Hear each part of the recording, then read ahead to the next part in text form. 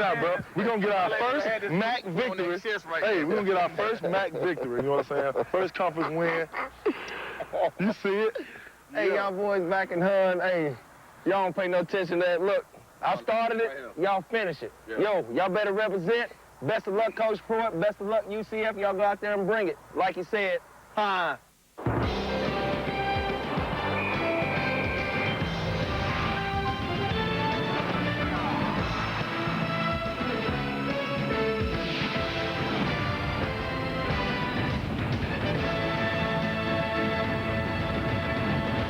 And the herd come thundering out of their locker room. This is Marshall Stadium. Chance for a new record crowd is expected here in Huntington, West Virginia.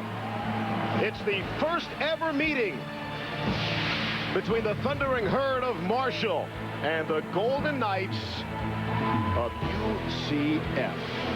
Welcome to College Football Friday night on ESPN2 with Rod Gilmore. I'm Steve Levy. Amazing, all this trash talk. The Minnesota Vikings are fighting amongst themselves about two teams that have never played each other. For Marshall, they've won 4 of the last 5 division crowns. They want to get the MAC back. UCF says they're ready for MAC-tion. Welcome to the conference tonight. Yeah, and they know how to come in talking with a lot of swagger and everything, and they're even excited about facing Byron Leftwich, who a lot of people keep saying, hey, is he out of the Heisman race? No way. He had a great game against Vodchek last week. He's the key. His receivers have to step up. They've been banged up. That's hurt them. They've dropped some balls, but he'll get a shot early. Byron Leftwich is still in the hunt for the Heisman Trophy. And there are some folks saying we could have the potential, let's call it, possibly 100 points tonight. That kind of shootout is expected here this evening. This has all the makings of a truly fun football game. Marshall won the toss, and they have elected to receive. Matt Prater will kick it away. Wilbur Hargrove is back deep for Marshall. And Hargrove will take it 4 yards deep in the end zone, and he'll go out to the 13-yard line. That's been a sore spot for Marshall. Kickoff returns, and they've already got problems there as they'll start with poor field position. Well, the quarterback for Marshall, now if you haven't heard of him, where have you been? That is Byron Leftwich. Had a brilliant game despite the loss at Virginia Tech. His numbers were simply outstanding. 31 of 49 for 406 yards. He's got excellent receivers. Watts, Davis, and Marriott. All 3 went over 1,000 yards receiving last year. So they open on 1st and 10 from their own 14-yard line. And surprise, surprise, they put it on the ground to the man officially known as Franklin Wallace, but everyone in this area calls him Butchie. Rashad Genty made the stop. The offensive line for Marshall, it's got to be a good one when you consider how many times Leftwich goes back to pass. Shulo and McPeak, the real stars, protecting him on the right and the left side. The defensive line for Central Florida, watch 97, Elton Patterson. He's among the top sackers in the country. 7-yard gain on the running play. And on 2nd down and short, they'll run it again. And they'll come up shy and put him down at a 3rd and short. Wallace, the ball carrier, Patterson, made the stop. The linebackers and the rover position for UCF, they do a good job there. They're starting the 3 different linebackers from a season ago for Central Florida. And the secondary looks a little something like this. Atari Bigby, the strong safety, he won their Big Stick Award 1 week ago in their loss at Arizona State. So this is 3rd down and 3 now. 2 receivers out to the right. And a low snap. Leftwich has it. Across the middle, it is caught and then dropped. Jason Rader, the tight end from St. Albans, West Virginia, had it in his hands, had 1st down yardage, but could not hang on. Boy, couldn't hang on. Pretty good defensive play. UCF playing a little bit of man under coverage. They like to play a lot of zone, and that's what Leftwich will see tonight. 2 deep and 3 deep coverage. At time, it was a 2 deep with man underneath and pretty good defensive play. Curtis Head is back to punt. Asante Samuel is back to receive. Head is the kicker and the punter from Marshall. Wow. Sends Samuel back all the way over his shoulder to the 25, and a nice run back, making something out of nothing Head might have outkicked his coverage there. And so Central Florida will start with excellent field position. 50-yard punt, 18 yards on the return. Ryan Schneider has thrown a touchdown pass in 11 straight games. And that's something he looks to continue. Also has a fine set of backs and receivers. The star by far is number 11, Doug Gabriel. Be the man to watch tonight. First down and 10. Near midfield on the first possession. Friday night college football for you on ESPN2 from Huntington, West Virginia. Schneider will hand it off to the first man through. That's Alex Haynes. There is a flag on the play. Well, Steve, I think they had a couple of guys moving at the same time. UCF likes to use a lot of motion shifting. They even had the tight end in the backfield lined up as a fullback and then moved him. And then they brought a man in motion behind that. I think they got a little bit confused on their timing. We'll see what Marshall wants to do here. Illegal shift. 2 people moving to the offense. That penalties decline. Second down. The offensive line, check this out. Huff, Mabry, and McCray were all injured on one play last week, but they're back in the lineup tonight. The defensive line for Marshall. You see left to right. Second down and 10. Schneider out of the gun, fakes the inside handoff, and he'll throw across the middle. Wide open is Mario Jackson, the tight end. He's got first down yardage, gain of 16 on the play before Terrence Tarpley finally brought him down.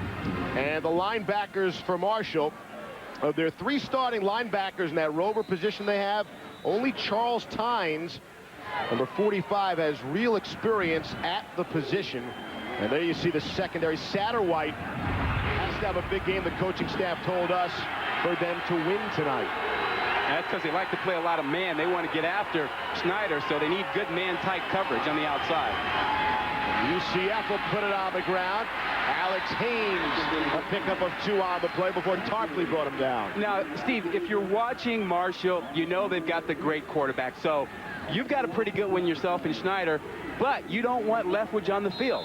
So you need first downs. The key for UCF tonight, get first downs. Keep Leftwich on the sideline. If you got to run the ball, run the ball. If you can throw it and pick up first downs, do it. But keep number 7 on the sidelines. Otherwise, he may hang a 50 on you. Of course, Marshall was ripped apart for 395 rushing yards and 6 rushing touchdowns a week ago at Virginia Tech. Fumble! Football is loose! Initially looked like Marshall had it, and they do! Orlando Washington comes up with the fumble. Looked like a bad exchange between Ryan Schneider and Alex Haynes. Yeah, and you see Krusek right now. He says, come here, Ryan. Come here. You got to make sure you get the ball into the back's stomach. Now watch Haynes. You got to get it in there. They had too much spacing, a little bit too wide. You have to make sure you get it in there. He got him right on the rib cage, the pads out there. Ball went down. Washington recovered it. That's a pretty good start for the Marshall defense. Now you think about UCF took over at their own 47 to start their first possession. Second possession now for Marshall from the 41-yard line. And Marshall put it on the ground of Butch Wallace. Maybe a gain of 1 on the play. What's all the running going on in this football game? Oh, I don't know about that. One thing is, Marshall doesn't normally put Leftwich under center. He's a shotgun quarterback. Every play so far, he's been under center. I suspect they're doing that to set something up later where they can run some pass off of this formation and having him under center. But they like to throw the ball from the shotgun 90% of the time. There they are out of the gun now on second down and 9. And a flag down on the field. Let's get this indication. Yeah, reset the game clock to 11:50. It takes 6 seconds off the game clock. And let's go down to the field and say hi to Alex Flanagan. Hey, Steve, well, as you and Rod already alluded to, Marshall has had no shortage of bulletin board material going into tonight's game. In fact, they posted an article in their locker room and all across campus, copies of an article written before the season, quoting UCF head coach Mike Krusek as saying his team would go undefeated and saying that he was most worried about his team's non-conference games. Now, Krusek denied the comments, and Steve, as he told us earlier this week, he said he was misquoted, but the damage was already done. Damage already done. Wallace got the short pass from Leftwich for the big gain. You mentioned, Alex, after the 22-yard gain, he said it was taken out of context. He said, look, we were focused on our first opponent. That happened to be out of conference. That was certainly not a shot at the MAC. Yeah, you know what Marshall said? No, don't buy it. Don't buy it. No. The Marshall folks, the fans, and the players, they're saying, yeah, right. You guys come in here swaggering, talking smack. You got to come to our house, show us something. Screen pass to De Niro. Marriott, the left side, stays on his feet. Now he's pushed back as he got down to the 30-yard line. And look, listen, I think Coach Pruitt and the Marshall people knew that Krusek didn't say that. However, they had the ammunition. Why not use it? Well, it's perfect because what it does is you can use it to get your team focused during the week. You just come off of a loss with Virginia Tech, big game, big hype. How do you get guys focused? Here's somebody come in here dissing you. You guys got to focus, watch film. That's what it did for them. UCF played a 3-point game at Penn State. Krusek said they got a lot of confidence, especially after watching what happened in Happy Valley a week ago, what Penn State did to Nebraska. Under 11 minutes to play. First quarter. Leftwich out of under center, has good time. Look at the time, able to pick and choose, and has passed too high. Marriott was open, but Leftwich couldn't get it to him. Well, that's one of the few times this season I've seen Leftwich do a 5-step drop.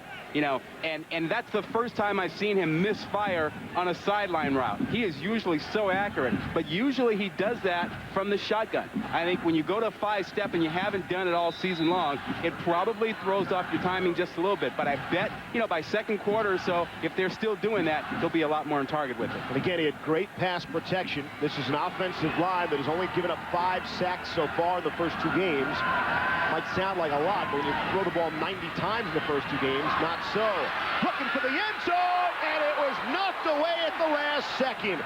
Darius Watts was there, and UCF looked like they had good coverage on the play. Omar Lawrence might have batted it away at the last second. Yeah, and Watts started to get some separation there at the end with his great speed. And this ball right on the money. You see a little push off there, and then the ball is flicked away.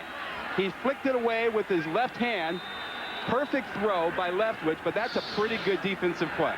Watts last week could not hang on to what would have been a 44-yard touchdown. They had all sorts of drops. This is 4th down on 4th and 5 from the 30. They're going to go for it.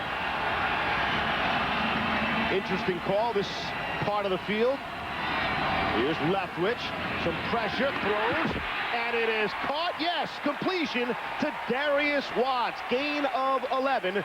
First down, Marshall. Gutsy call on 4th and 5. Yeah, you know, they're looking at a 47-yard field goal. They've got the wind in their face. And so I'm sure that they felt like with the wind in your face, maybe don't do it. And besides, you got a guy named Leftwich. You know, he can throw a rocket for an out, and a pretty good receiver in Watts out there with great speed.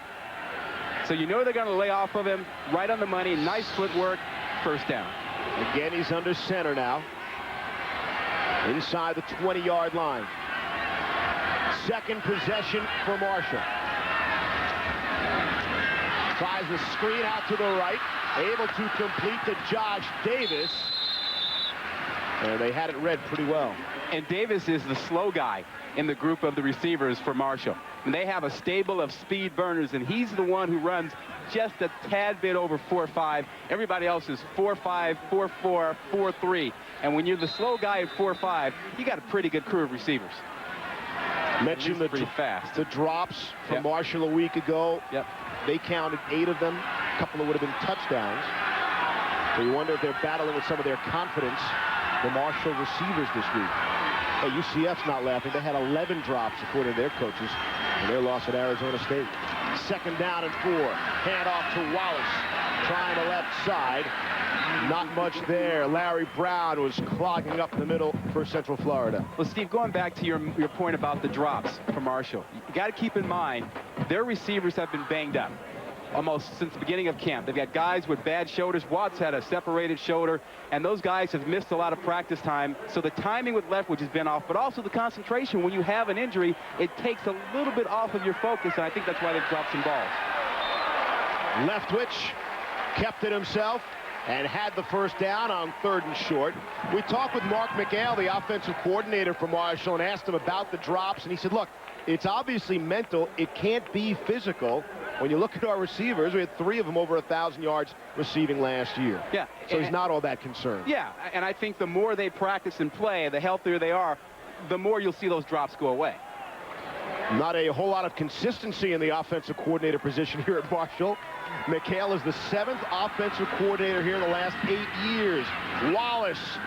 And again, UCF doing a good job in the middle of the line of scrimmage there. But Frisner Nelson made the stop. Well, we've seen Marshall come out committed to running the football, really trying to get something going on the ground. They didn't do that very well last week. They got behind early. They got away from it. They want Wallace to be able to run the ball enough so that things do open up for Leftwich. There isn't as much pressure on him, not as much blitzing. Both coordinators said this was a tough week of work because you had to be prepared for so much. You've got 2 schools that like to pass, so you know the thought of running has to be in their minds. You have to be ready for everything. Like seeing Leftwich under center as much as we've seen him here on the 2nd possession. Timeout. On 2nd down. Marshall. 5. First charge, timeout. Marshall will take a timeout. Their first of the half. We'll take it with them. The 11th play of the drive coming up when we come back. Friday night football from Marshall Stadium on a hot, humid night. There is some forecasting that says there is some potential rain in the area. And we will see. The 11th play of this drive is upcoming. It's a 2nd and goal from the 5. Rain? You're kidding me. Rain is in the forecast, Rob. Great. I've got your umbrella with me. Thanks. 2nd down and goal. 2 receivers split out to the left. And again, the incompletion to Denero Marriott. Well, Marriott just, he runs in and stops right in front of their guys. Now, I don't like what UCF is doing. They're playing a zone down there, but they're playing it behind the goal line. I mean, you got to force the quarterback to get the ball up over you. If you just let the receiver run in the goal line end zone and turn around, it's a touchdown. And if you're going to play zone down there, you get on the goal line, you make the guy go behind you, and they make the quarterback throw the ball up over your head. 3rd and goal from the 5. Marriott is split out to the left. But he's looking in Watts' direction, and it was intercepted, is it? Yes, it is. Carlos Thompson, the quarterback. The interception of Leftwich in the end zone. See, he played that one much better. I mean, he's on the goal line, and then he just reads the quarterback. He's playing a zone. He just stares Byron down as Byron stares down his receiver. And he just drives right on it. When you're playing zone in the end zone, you just look at the quarterback and you drive on the ball. And he did a good job of making sure the quarterback would have to throw the ball over him, and if he tried to drill it, he'd catch it. It's a good job. We just talked about it. Steve, you listen. Carlos Thompson does not even appear on the 2 deep for UCF, and he comes up with a big play. So far we've traded turnovers. And here's UCF and Ryan Schneider. Handing it off to Alex Haynes. He's brought down by Yancey Satterwhite. And I think we're going to see a lot of that. Now remember, Marshall had trouble last week against Virginia Tech. Virginia Tech, 2 backs in the backfield. UCF is not normally a 2-back team. But since they saw what Tech did, they want to have 2 backs in the backfield. They want to run the ball enough so that they can try and do what Tech did last week. Tech got 395 yards rushing. Right. 6 touchdowns. Not that Central Florida has those kind of backs, though. Haynes with deep round. And it's Haynes again. Now, you're right. I mean, Haynes is not Lee Suggs, and he's not Jones either, but he's a pretty good back. I mean, this is a guy out of Florida who was an all-state player 2 years in a row. He's got great speed. The coaches here at Marshall said, hey, yeah, we know about this kid. We recruited him. He's a great player. We're a little bit afraid of him. Haynes was really a prize for UCF. He is considered the biggest local signing ever for the Golden Knights out of Orlando. And there's Thompson, had the pick, putting UCF in this position. On their 2nd possession, again the handoff. Haynes taking on some people, and now be pushed back to about 30. J.T. Rembert finally brought him down. Don't miss a chance to see the revived Fighting Irish as they look to go 4-0 against Michigan State. Would be Notre Dame's first 4-0 start since '93. Tyrone Willingham going back to his old alma mater. That should be interesting. That's tomorrow, 3:30 Eastern on ABC. And it's a must-win for Michigan State. And if Michigan State loses that ball game, it could be a real long season. 2nd down and 5. They were hammered at home by Cal a week ago. Wide open down the field. Schneider has Tavares Capers, and forget about catching him. A 65-yard strike down the middle. Capers was all by himself. Touchdown, UCF.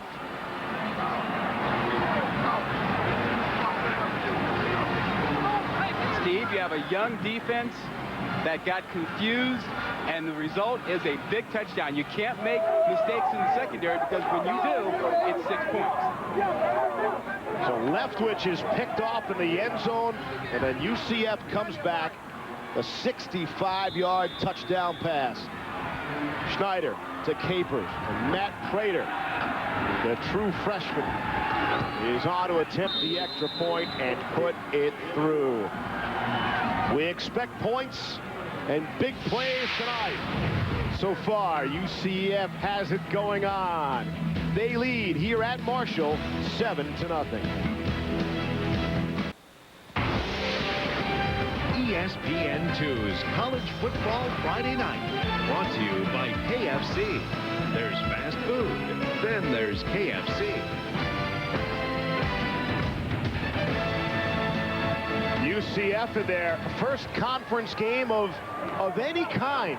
A program that started in '79, been independent since then. In their first conference game ever, they have the lead, 7-0. Prater to kick it away. Back deep for Marshall, Wilbur Hargrove, and 5 yards deep into the end zone. He'll take a knee.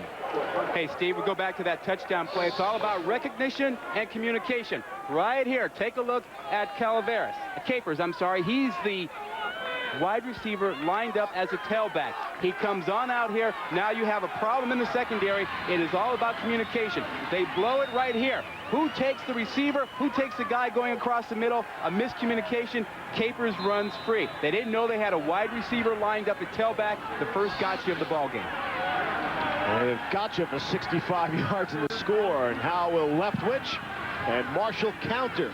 Brandon Carey has checked in. And they give it to Carey and fake the reverse. Chad Masco brought him down. All right, I'm about ready for Byron to just let it loose.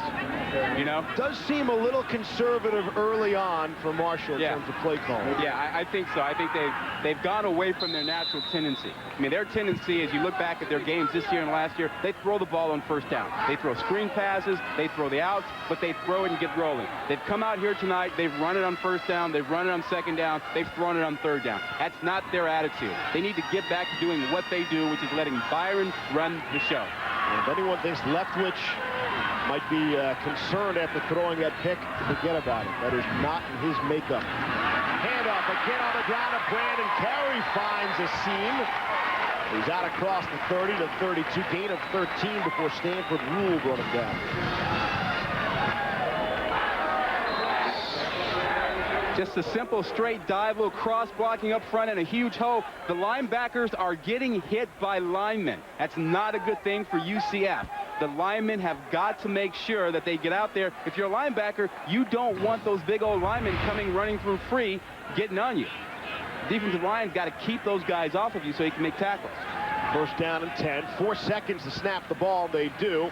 Flanker screen to Watts. Makes the first move. And then he is bumped out and thrown down well after the fact. And flags go flying. Atari Bigby, I think, made the stop. And we'll see who's the guilty party. That wasn't even close. Might have been Bigby as well. Not even close for that late hit. Now you get a couple of youngsters over there, a couple of sophomores in Lynch and Bigby, and they get a little excited on the road. Dead ball. Personal foul on the defense. That's a 15-yard penalty. Automatic first down.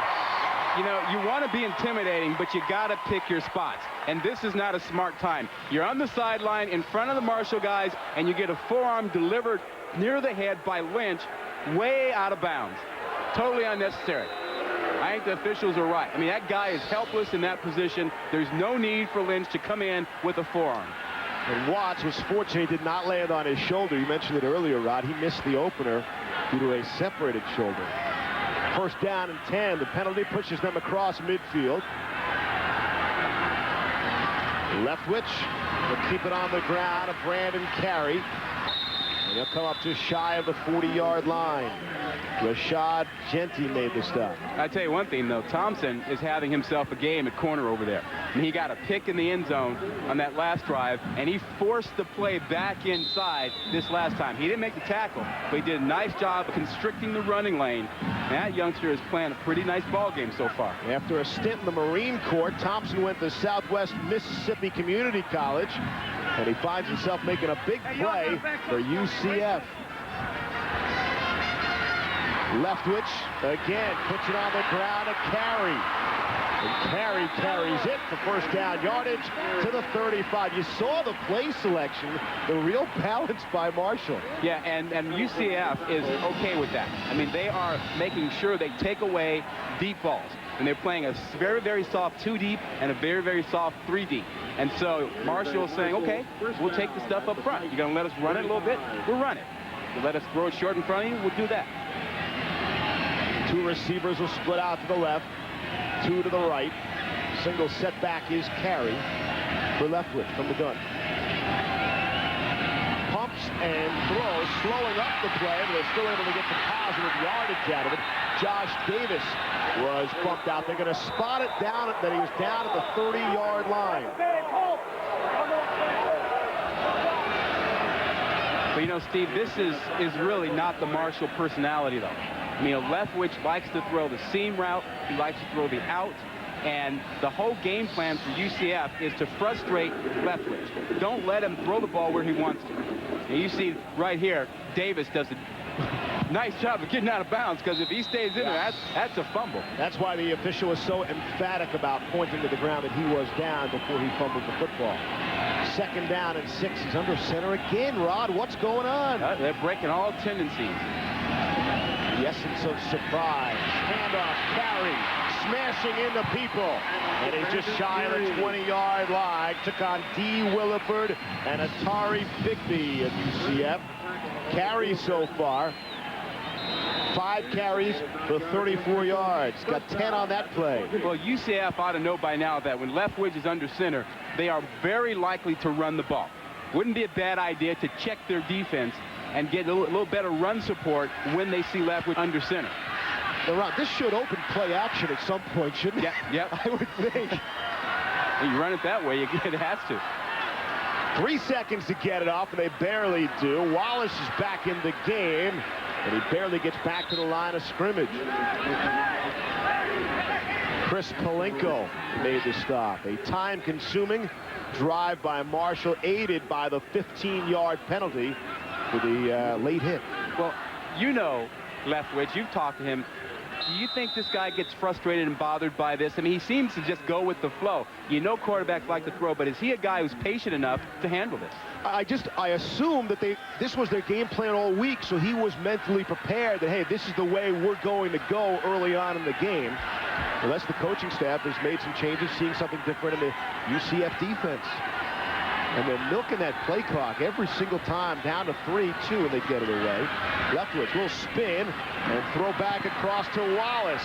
Forget about it. 3 white jerseys are there, led by Rashad Genty, who's already off to a big start for that Golden Knights defense. Loss of 4 on the play. You know, the one other consideration for Marshall is that their defense is very, very young.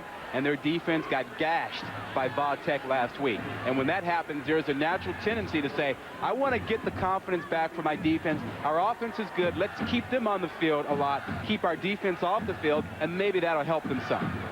Under 2 minutes to play here in the first quarter. If we're going to get 100 points tonight, Rod, we're going to need to get a little bit ahead of this pace.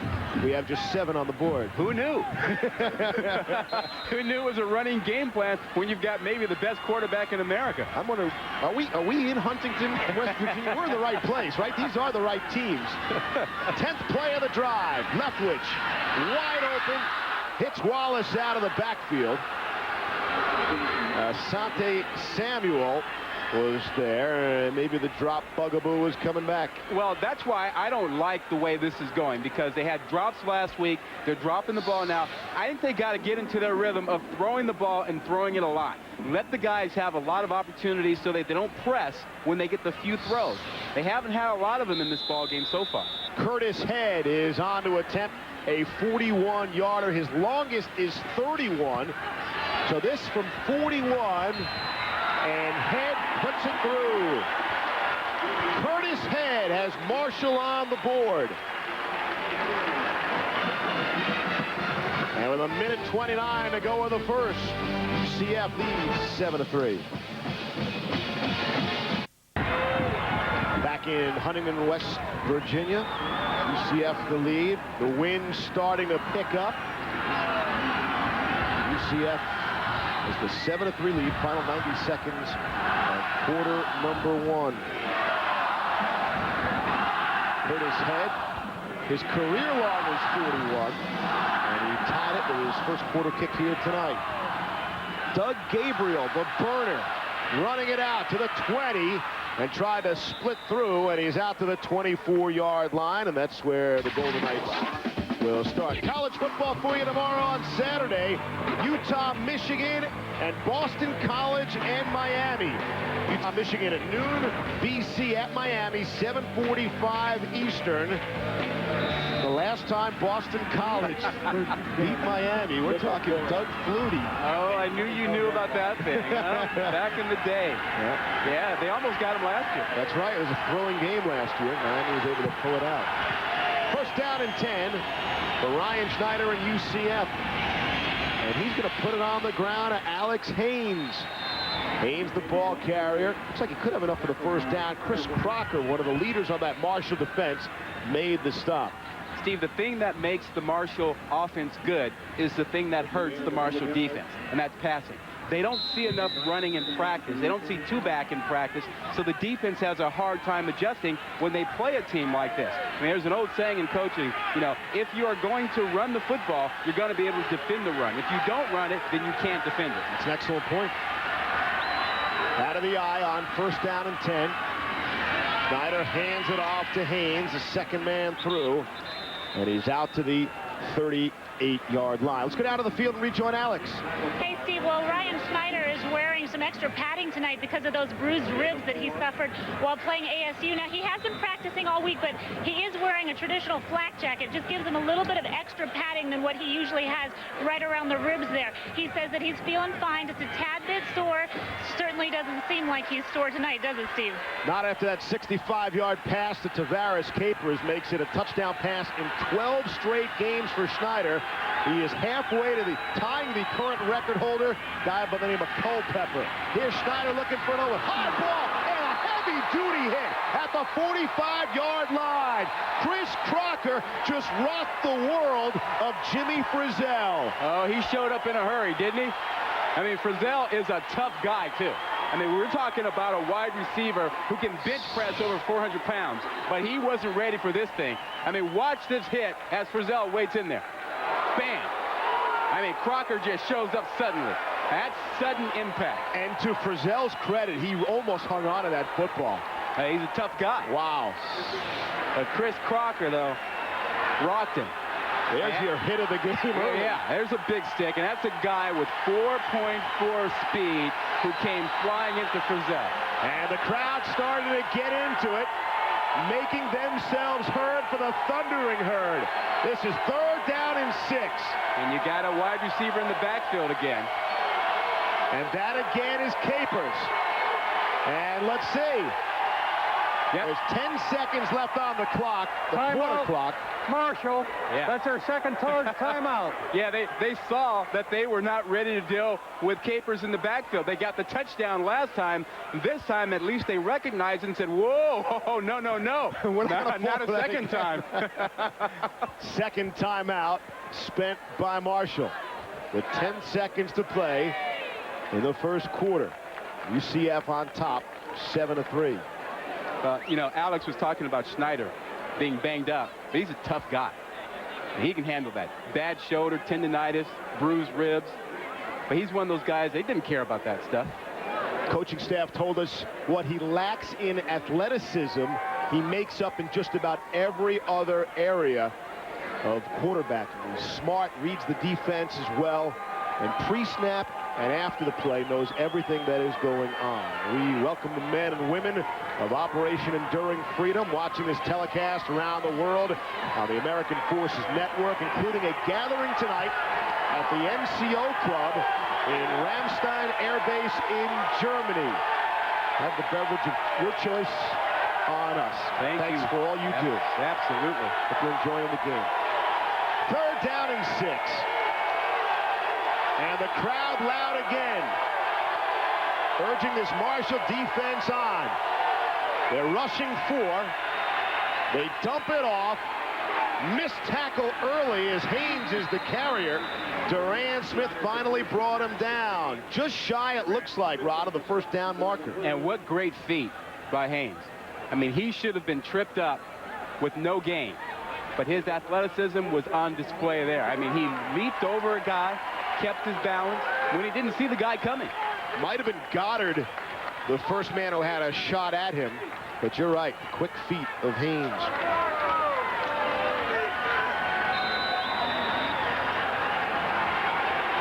Not even going to measure it. So it's 4th and inches. This will be UCF's first 4th down conversion attempt of the season. Well, welcome to the MAC. Yeah. You know, I mean, I think you're supposed to kick it here. Central Florida, that's their first charge timeout. Well, maybe they will before it's over. 2 seconds left in the quarter. In the first quarter, we've already seen 3 timeouts taken. Yeah, but the Marshall timeout, the last one, that one was well-deserved. It's a good timeout. You know, don't give up another long touchdown pass. Take the timeout. 4th down and inches for UCF. Again, they have not attempted a 4th down conversion in either of their previous games. A 3-point loss at Penn State and blown out at Arizona State last week, although they were leading by 3 at the half and fell apart in the second. That was a bizarre game. I mean, they controlled the first half. They were moving the ball. You know, they did everything they wanted. Gabriel had an 80-yard touchdown pass where he just bounced off of a corner and went the distance. But then what happens? They come out in the second half. They can't protect Schneider. You know, they had been protecting him well in the first half. He gets knocked around in the second half. They lose 3 offensive linemen, you know, and then all of a sudden, it's over with. They get blown out by the Sun Devils. So here comes UCF, and if you're looking for the punter, forget about it. They're going for it on 4th down and 1 from the 44. Well, before they called that timeout, they had Capers in there at tailback, and they don't need him in there in short yardage. They need Haynes in there. Tight formation, they open. Now they spread it, and they snap it to Schneider, and he pushes the pile, and he has the 1st down. And that is the final play of quarter number 1. The big offensive play of the game, no question. Ryan Schneider, 65 yards to a wide-open Tavares Capers. And the big hit of the game, no question, that belongs to Chris Crocker. I don't know, 20, 25 years, that young lady might be telling her son, I went to the first ever matchup of UCF Marshall in the old MAC conference. Yeah, she might be coaching. That's a good point.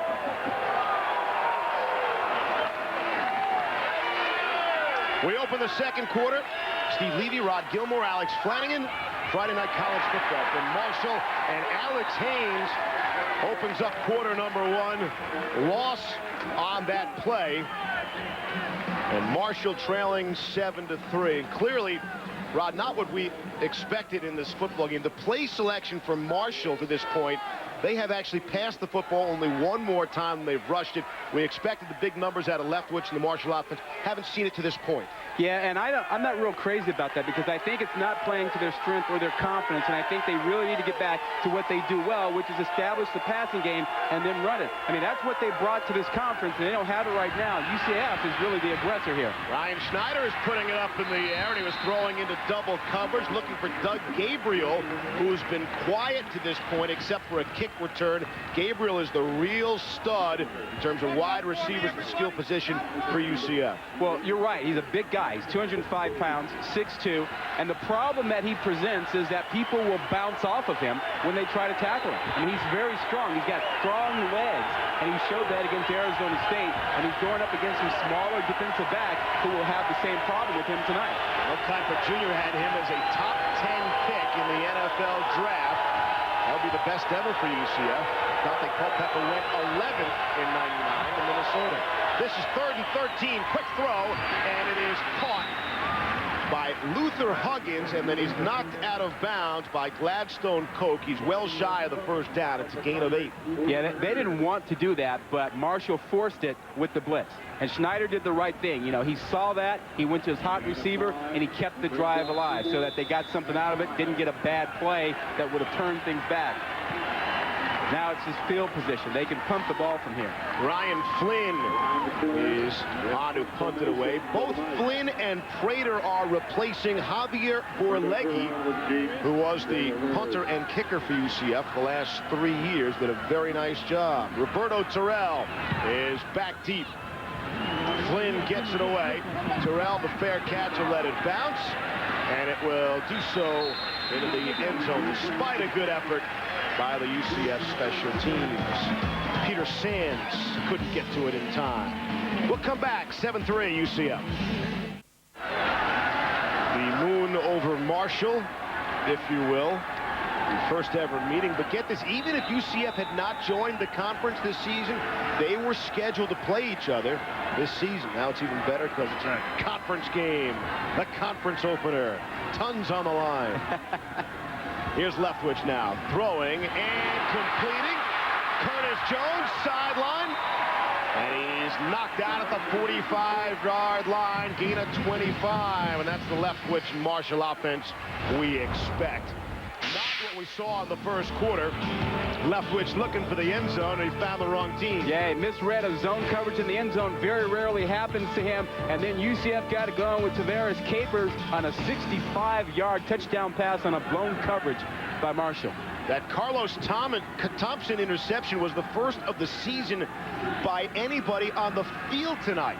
Marshall has yet to pick anybody off this season. That was UCF's first. Here's Leftwich looking down the middle of the field. Had a man and could not connect with the narrow Marriott. Lawrence with wisdom step for step, but Marriott had room in the middle of the field. Yeah, and Leftwich just missed him. I mean, he had him there. They got the free safety out of the middle and ran the post. That's the play they were waiting for. And I think the problem that they had there is, you know, it's doing the stuff from the center. It's the 5-step drop. When Leftwich is more comfortable right now in the shotgun. They've gone to the shotgun the last 2 plays now, and I think that's where he wants to be when he's throwing the ball right now. Leftwich, who, by the way, is being followed around by MTV over the last, and every other member of the media, by the way. The numbers on Leftwich, 7 of 14, 69 yards for 1 pick. Good protection there. And this time he's got his man. It's complete down to the 39. Jason Rader, the tight end. The prototypical tight end, Rader, 6'4", 260 out of St. Albans, West Virginia. You know, but he's still not sharp. I mean, that ball was thrown behind his tight end. I mean, he had to turn around and get that ball. When Leftwich is on the money, he puts that ball out in front so Rader can catch it and turn up the field and run with it. So I think he hasn't found his rhythm yet. He will, since he's in the shotgun now, but it's taking him a little time right now. Speaking of Rusty Rader, redshirted last year, sitting out after transfer from Georgia, still trying to get reps under his belt. Here's Leftwich. That looked like a good ball. Yeah, buddy. Here he's coming. Curtis Jones on the receiving end, and a pretty good stick there by Peter Sands, gain of 22. Yeah, well, you know, you run that post to the middle, you scare those corners, and the safety think you can get deep. You come right back with the corner out. Come right back, and they just give you that room, and Leftwich just drops it right in there. Nicely done. Yeah, he's starting to feel it. He's starting to feel it. He loves that seam route. Enough of this running game nonsense, he's saying. Let's put the ball in the air. Now, Marshall has had 12 and 11 play drives that resulted in a total of 3 points. We'll see what they do on this drive. From the gun. There's pressure up the middle. Corner of the end zone, and well overthrew Marriott. Oh, and Leftwich is down. And a hush goes over this crowd here as Leftwich will try to shake it off. Got plenty of pressure. And the hit from Stanford Rule coming on the blitz. Well, the one thing that coaches and scouts have said about him and his throwing mechanics is that he has a tendency to overstride with that front foot. Now, it's not a bad thing, except when you're in the NFL and you get the big guys rolling up on you and hurt that front foot. You see, that time his own guy got rolled back on him. 2nd down and 10. Leftwich stays in. Put it on the ground to Brandon Carey. Let's go back. See exactly what happened to Leftwich. Yeah, he gets rolled up here. Just watch his left leg, the left foot, front foot, stride up, and he gets rolled on. And not much you can do about that. I mean, Rader just gets pushed right back into him. Loss of 1 on the play. Bring up a 3rd down and 11. This is not a field goal kind of offense for Marshall. They're used to touchdowns, especially here at home. They're 45-1 at home under Pruitt. Here's Leftwich throwing for the end zone. Got a man, touchdown! Oh. Josh Davis, 18-yard bullet from Leftwich. You said it. I mean, how good is that? How good is that? I mean, there was not much room to stick that thing in there. And he just threw a dart.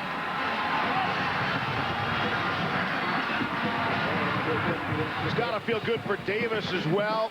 He had a drop in the end zone a week ago on a 3rd and goal. Then Marshall went on and missed the field goal. I tell you one thing, he doesn't catch that ball, it knocks him over. Head able to pump it through for the extra point. And with 12:33 to play in the 2nd quarter, Marshall has taken the lead. The Heisman hopeful is heating up. Byron Leftwich on the money to Josh Davis. ESPN2's College Football Friday Night, brought to you by Verizon Wireless. We never stop working for you.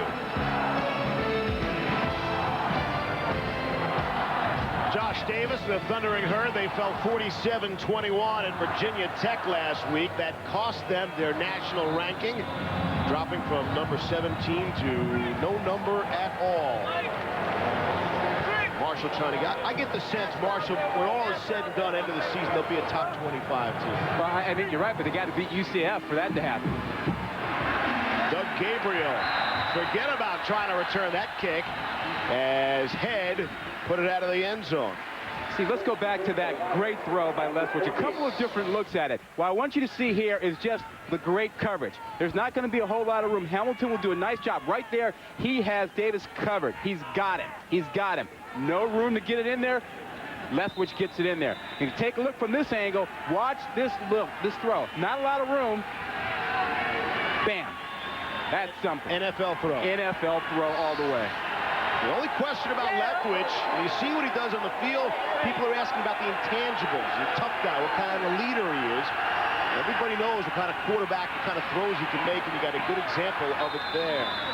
Alex Haynes, the ball carrier, picked up from 2. Crocker brought him down. Well, Leftwich has all those things. You know, he's smart, he's intelligent, he makes the good right guy. Great guy, great character. But you know something?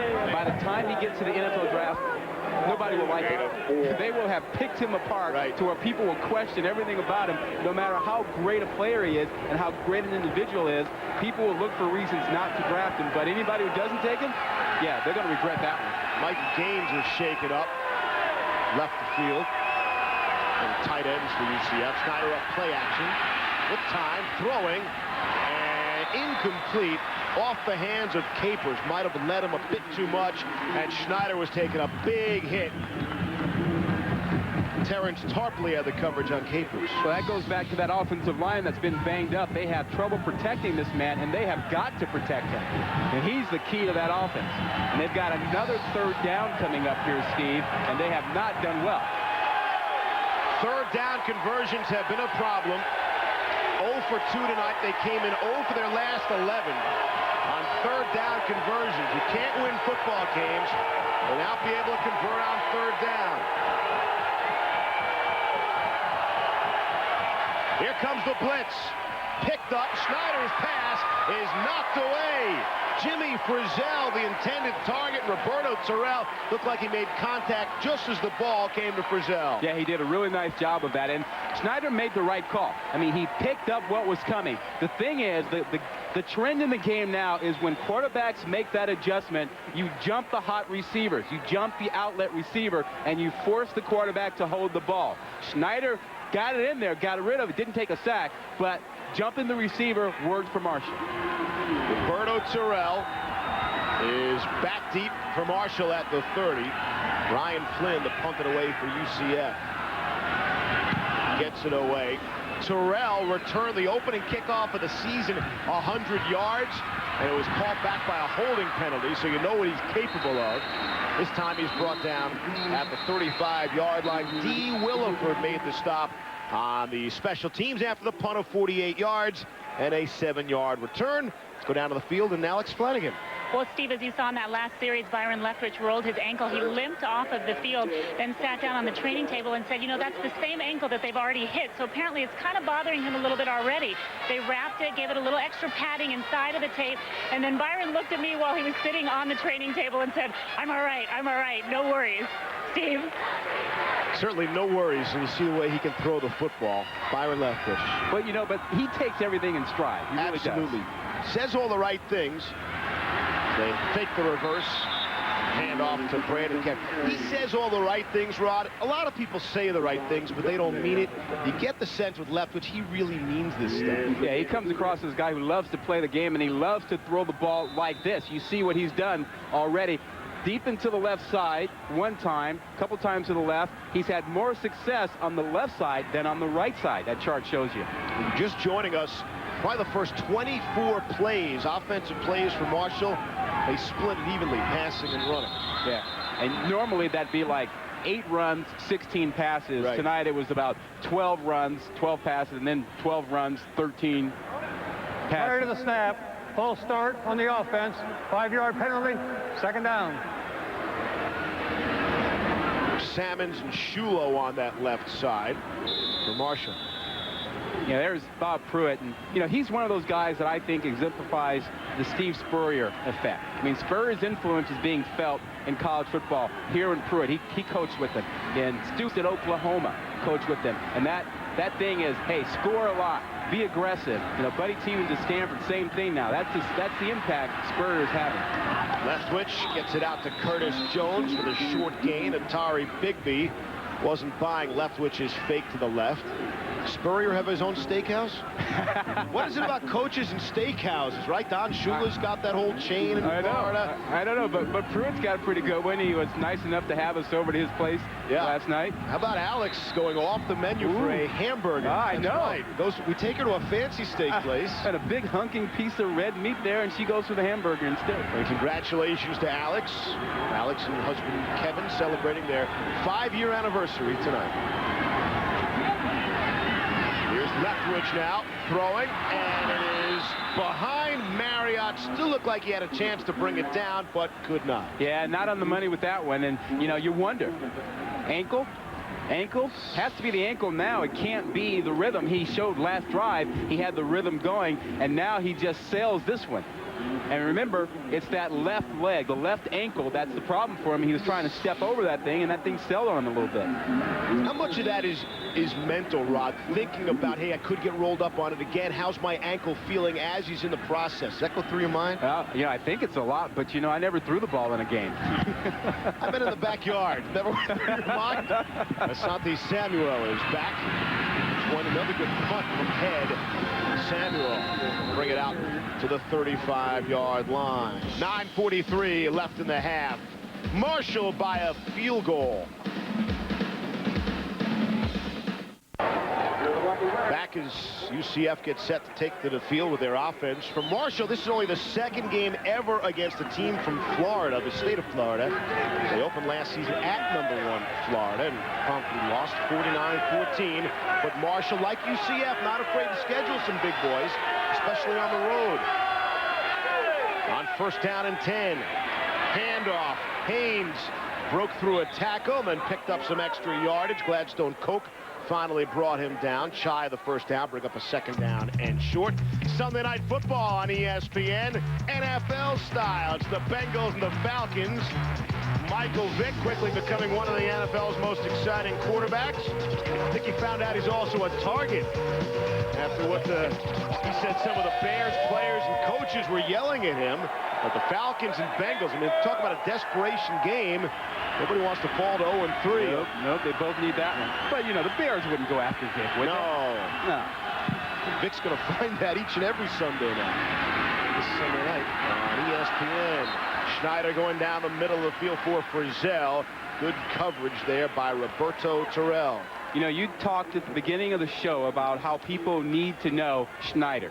And this guy is a great quarterback who has played in the shadow of guys like Leftwich. But, you know, he's done a lot of good stuff at UCF. And they had a pretty good quarterback there a few years ago in Dante Culpepper. But this man may do more for throwing the ball than what Culpepper did. Another third down for UCF.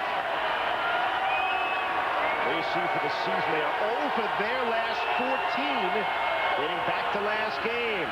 And they hand it off. And it works.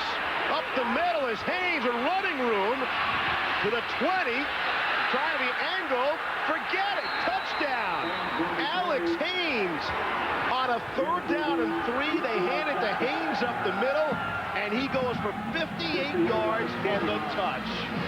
Oh, that's special. A man from Maynard Evans High School in Orlando, Florida, got with it. I mean, he broke a couple tackles, showed you a little juke, had some speed and great vision to find his way back to the middle of the field where it was open space. 3rd down conversions, clearly the key. They finally convert one, and it goes for the touch. He got with it. Prater is on for the extra point, and it is good. You know, Marshall had trouble tackling great backs last week, but great backs will make you miss tackles. Now watch it. They'll have their shot right in here. Bang, bang, right there. A little too fast for him, and then he's in the open. I mean, good blocking at the point of attack, but a guy that can run through arm tackles and has great speed can make it happen. And you saw the strength of him as he got the little stiff arm at the end to give himself a little more room. Roberto Terrell felt that stiff arm. Watch this at the end. Watch number 2 try to get in there and get close. Watch the stiff arm here. Get away from me.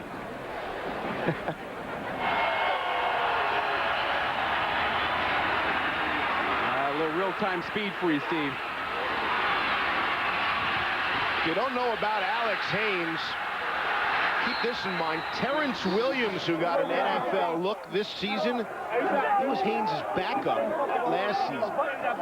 So Haynes can play the game. And like Haynes, Ryan Schneider, a lot of these talented players on UCF that don't get a lot of national attention. Because you're starting to get it tonight on ESPN too. You know, there's a lot of talent down in Florida, and this is one of those guys. And UCF is starting to get some of those guys that don't wind up at Florida State, you know, Miami, you know, or is there another school down there? Florida, probably, too. Yeah, those guys. Yeah, whoever they are. Yeah. Did you mention Maynard Evans? I mentioned Maynard Evans. You know who else went there? Who's that? Chocolate Thunder. Darryl Dawkins. How about that? Marty Aronoff pulling that one out. Chocolate Thunder. He broke a few backboards in his day. He did. Shattered some glass. Returning the kick now for Marshall to Manny Fagan.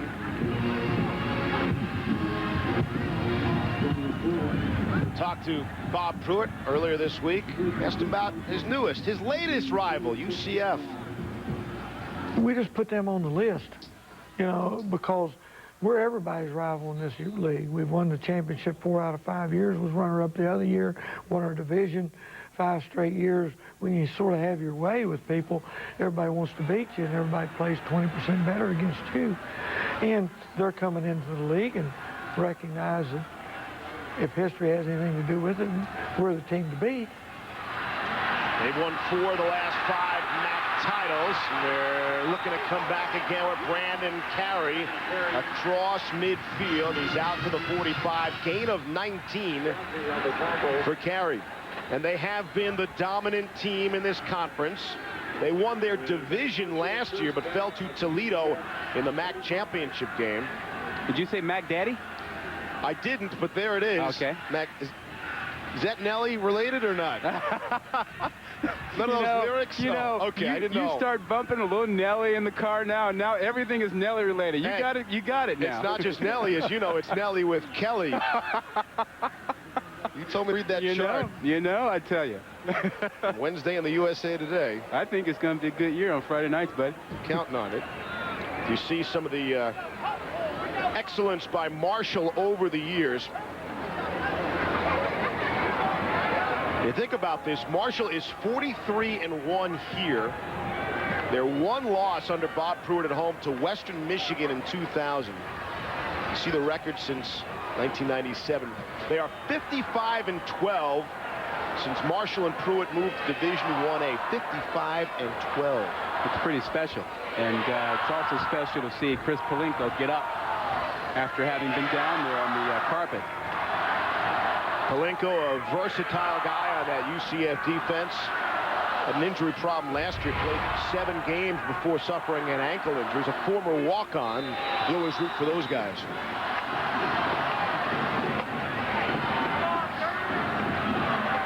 Palinko is a 10-2. Curtis Jones splits out far side to the right. On first down and 10 for Leftwich across midfield. 8:10 to go here in the first half. Marshall put it in a perfect spot. Jones, the receiving end of that pass from Leftwich. But, you know, it's a very nice offense. What they try to do is create space in between defensive backs. So they ran one receiver short and then another receiver deep and make the defensive backs decide who they have to take. And Leftwich just drops the ball in between the 2 defensive backs. And it's a well-conceived offense. And he's just reading the front defensive back. If he goes deep, he comes up, throws it to the short guy. If he comes up, he'll throw it behind, as he did that time, to the deep receiver.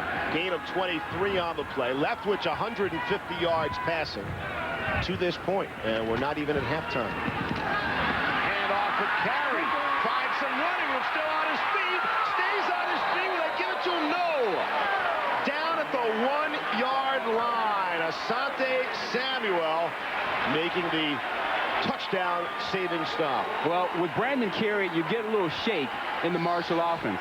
You know, Butch Wallace is a power runner. This guy's got some shake. You see the shake there? He'll make 3 guys miss here. A good back has to make 1 guy miss. This guy just made 3 of them miss, almost got into the end zone, and that little shake can give you some big plays. Carey threw a couple of touchdown passes last year, even hit Leftwich in a win for a touchdown pass.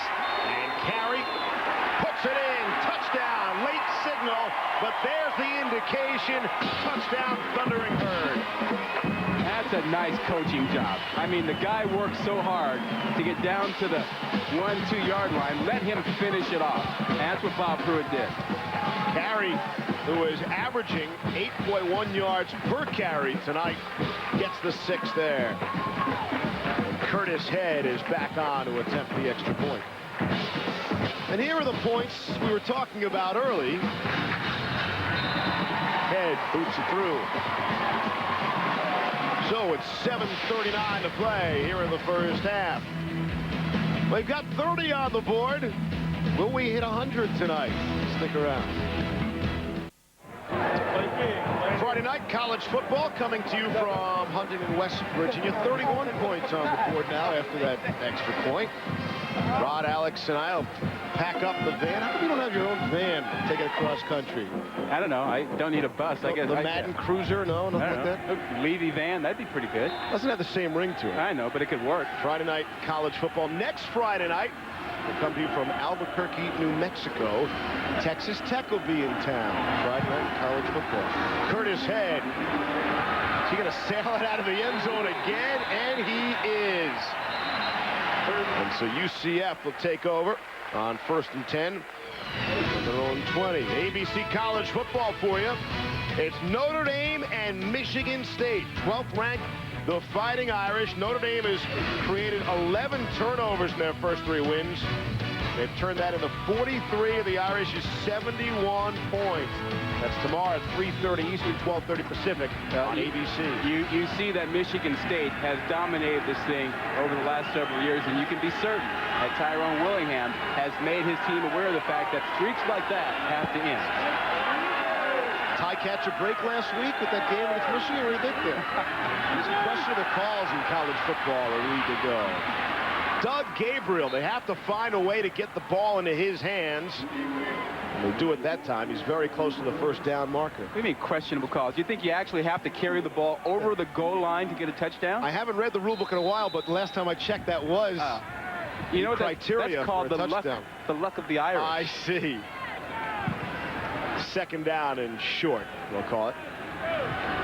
In a 17-14 football game here at Marshall Stadium. We're talking about a new record crowd for the stadium that opened in '91.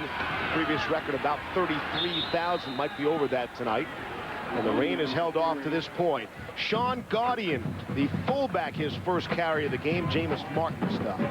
You know, the Golden Knights have been walking the walk after all the talk they did coming into this ball game. And I bet Dante Culpepper and Randy Moss are going at it. They're sitting there? Yeah, they're going at it with this one. They got something riding on this game. Normally they're probably playing the video game, but tonight I think they're watching the real game. They got something on it. We appreciate the efforts of those fine 2 NFL players, providing us some material for our broadcast tonight. Schneider released as he was belted. Gaudian got to it on the far side. Good pressure by Jonathan Goddard. It's a gain of 17. How did he get rid of that ball? I mean, that is one heck of a play by a quarterback. You watch this guy here. I mean, Schneider gets this thing out when he's about to get snapped. He gets hit, and he still gets rid of it. He gets smashed, and the ball still gets out of there. That's special. He put his arm through the arm of Goddard. I don't know how he did pass. He got it out of there. That's focus, that's concentration, and that's what Schneider is all about. Schneider will throw, and it is dropped by Tavares Capers, who earlier had the 65-yard touchdown catch. But, you know, we were talking to the Marshall coaches about Schneider, and they said, you know, we hate that guy. He's a coach's son, and you don't like to see a quarterback who's a coach's son because he's going to make the right reads. He's going to be a tough guy. He'll take the hits. He'll get up. He'll keep coming back. And they were saying, we just hate playing quarterbacks like that. There are the numbers on the 2 quarterbacks tonight. Both have thrown for a touchdown. Leftwich picked off one time.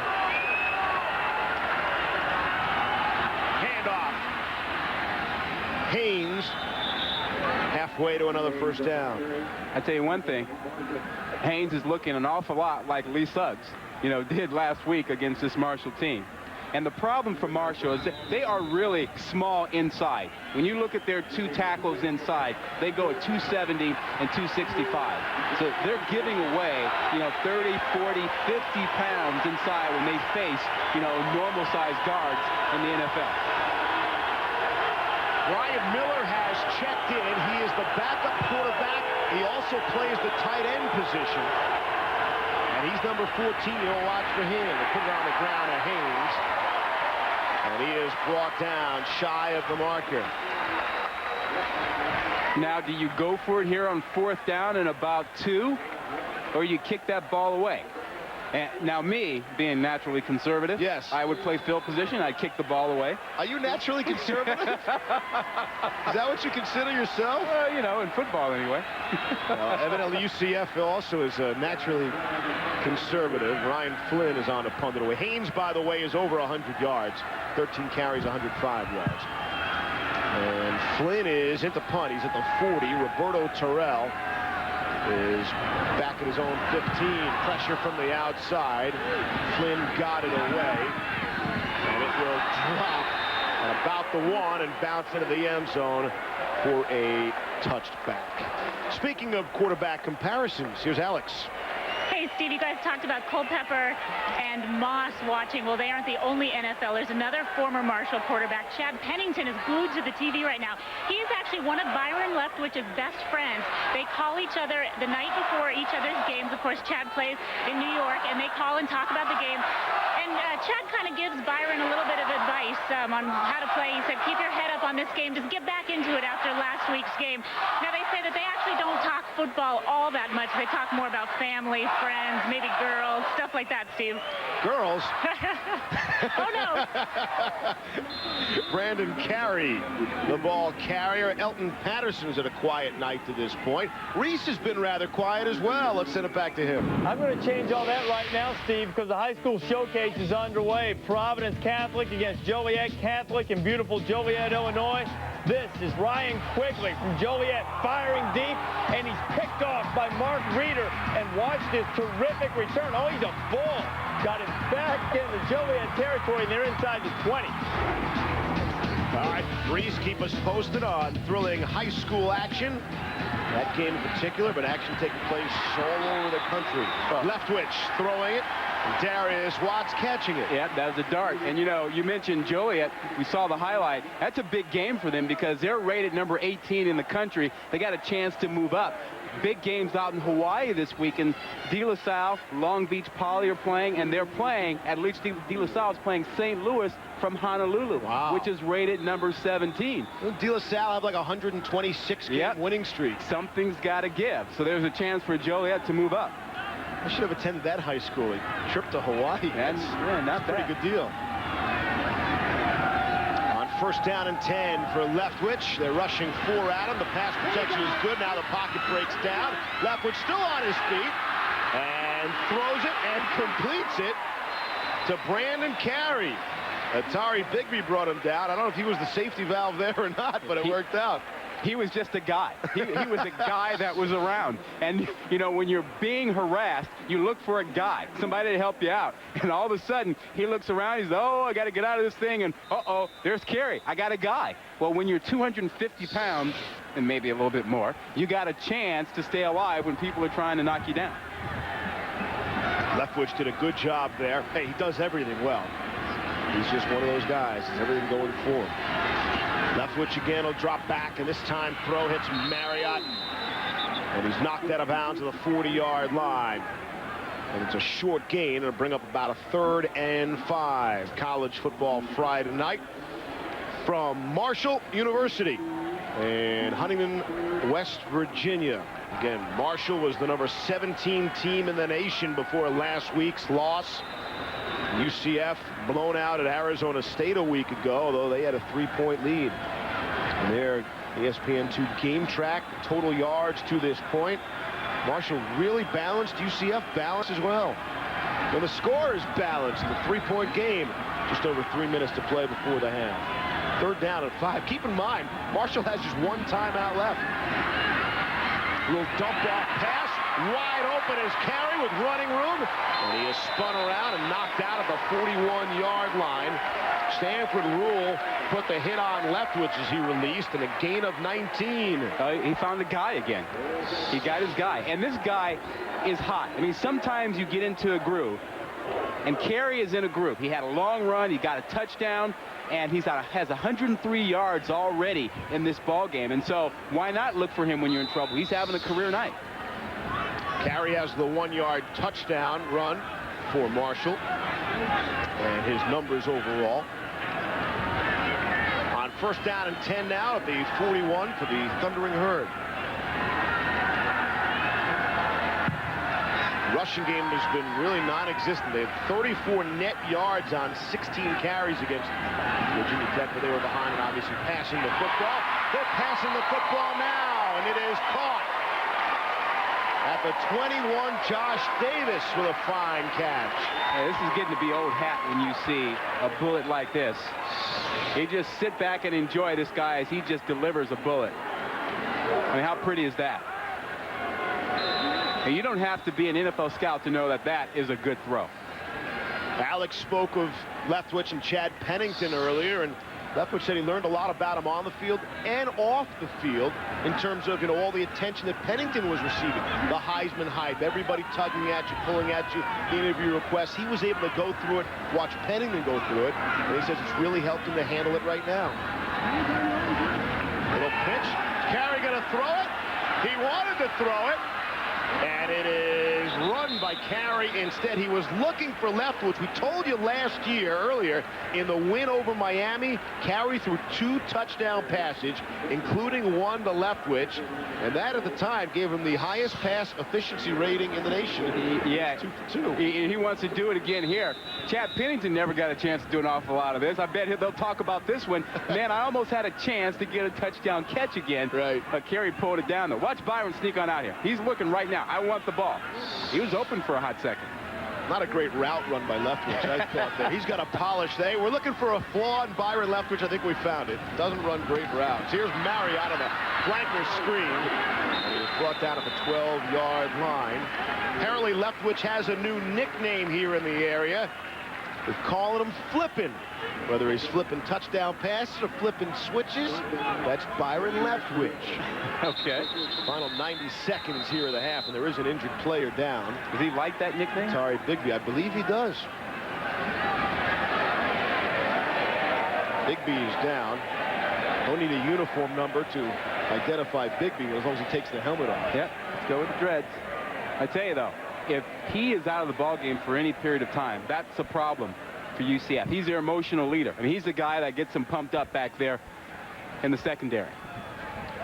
Bigby got the big stick against Arizona State. UCF hands that out for a punishing block or a big hit. College football for you, plenty of big hits.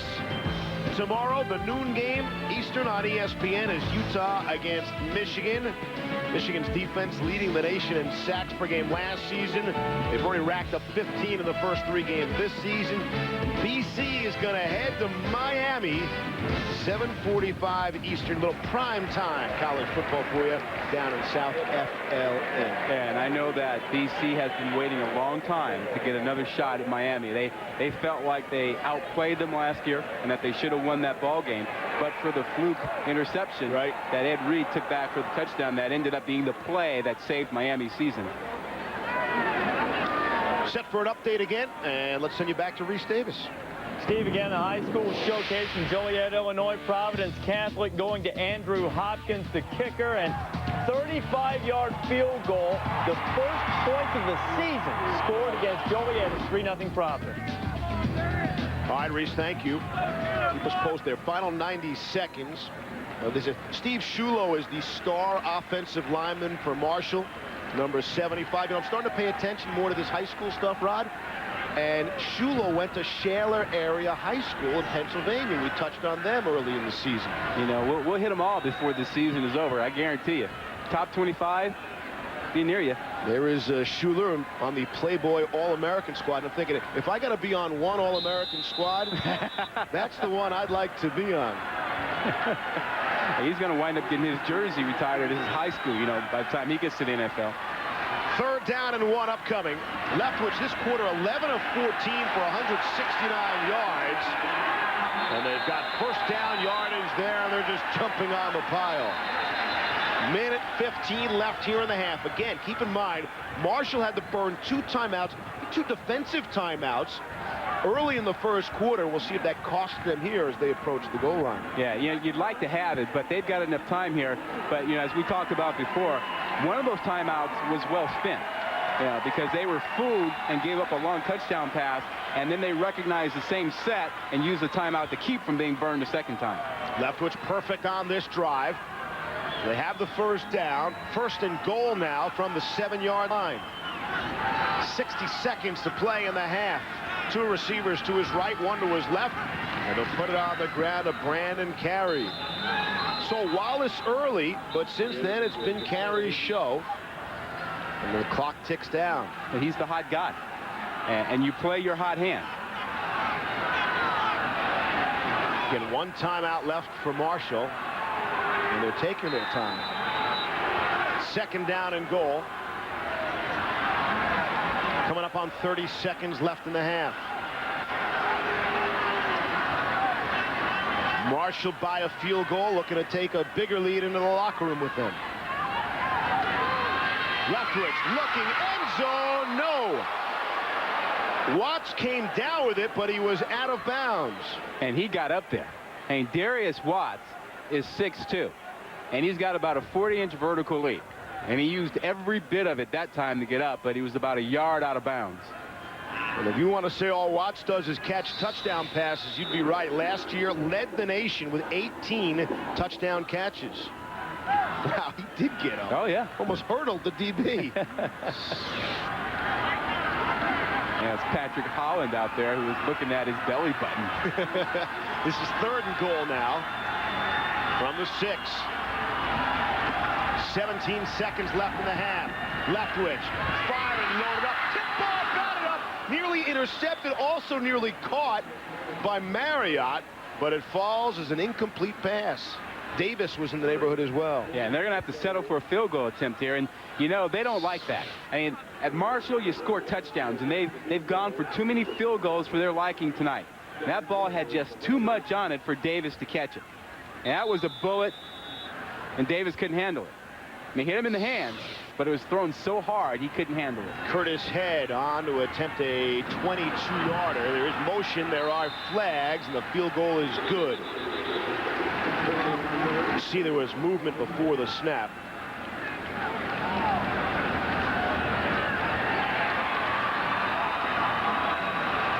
Looks like it was against UCF. Marshall will decline. Both sides on the defense. Penalties declined. Points good.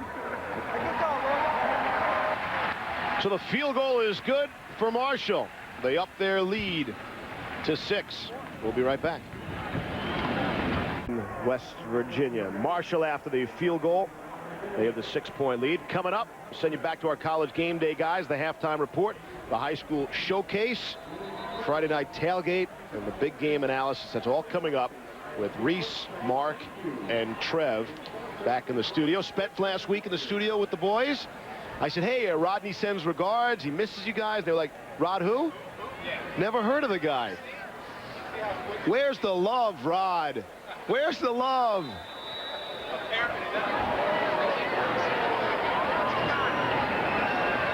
"11 seconds left in the half. Head puts it in the air. And again, out of the end zone. What a job by Curtis Head. Out of the end zone. Little wind at his back. And just to go back, Steve, remember that Marshall elected not to take 3 points right off the board. Yeah, he had to decline the penalty because they would have had a 4th down at about the 2.5. And with 11 seconds, 1 timeout, they hadn't had success. They said, we'll take the 3. And you've mentioned before you are traditionally conservative in terms of football. No. Naturally conservative about football. And so therefore you agree with that decision. Yes, I do. You don't take points off the bar. Always a cardinal sin. Whether you went to Stanford or not. Oh, working in every angle. I thought you were going to mention that was a Nelly song. No, is it? Not as far as I know. Schneider will take a knee, and we'll do the same. That's it, the end of the first half.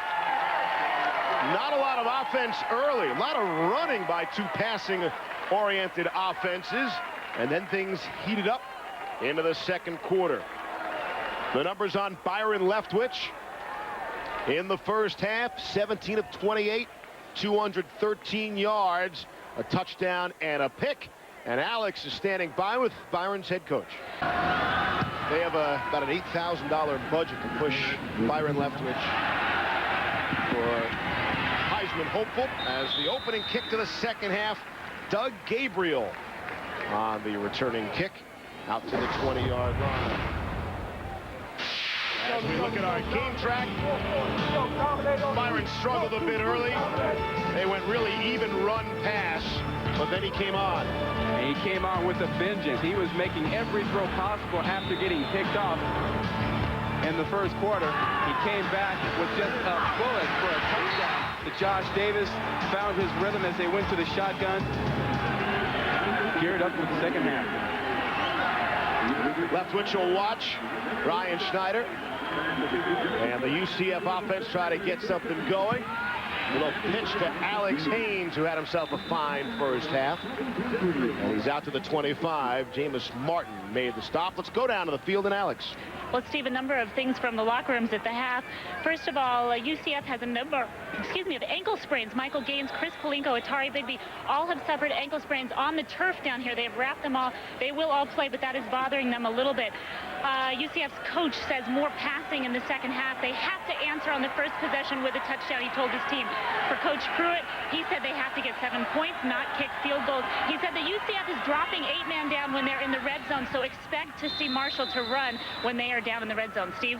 All right, Alex, we'll look for all of that. Luther Higgins on the receiving end of that pass from Schneider. Yancey Satterwhite to stop. Well, Alex makes a good point following up on the coach saying they need to pass UCF in the second half. Well, they didn't get the ball to Doug Gabriel in the first half. He's their big play receiver, and he hasn't done anything in this game. And one of the objectives you got to believe in the second half is to get the ball to Gabriel.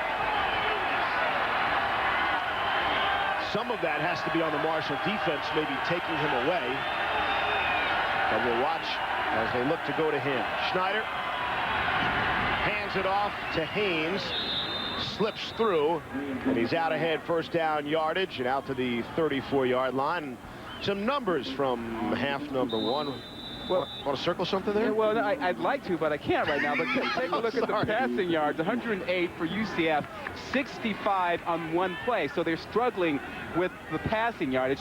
18 first downs by Marshall. Let me try this thing. Hey. There we go. Hey, I got toys now. I can circle time things. Of possession is certainly interesting. 9-minute advantage there.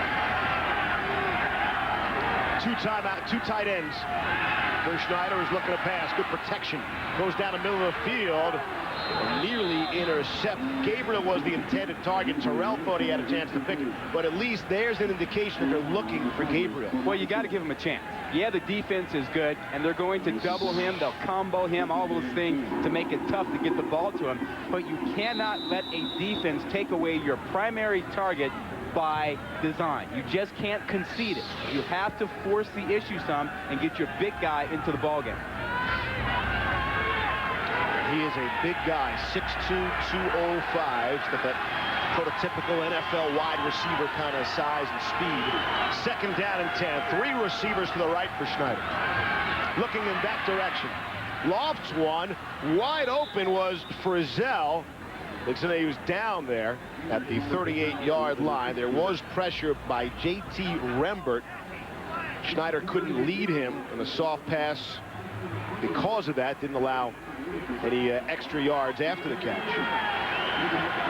Considering how much they struggle with the passing game, I wonder how much the ribs and the tendonitis in the shoulder have really bothered Ryan Schneider tonight. He's only 7 of 14, 117 yards, and again, 65 came on one play. On 3rd and 5. Off the play action. Got a man wide open and overthrew Michael Gaines, who goes 6'3". I'd say he needed to be about 7 feet tall to grab that one. Yeah, that was not pretty.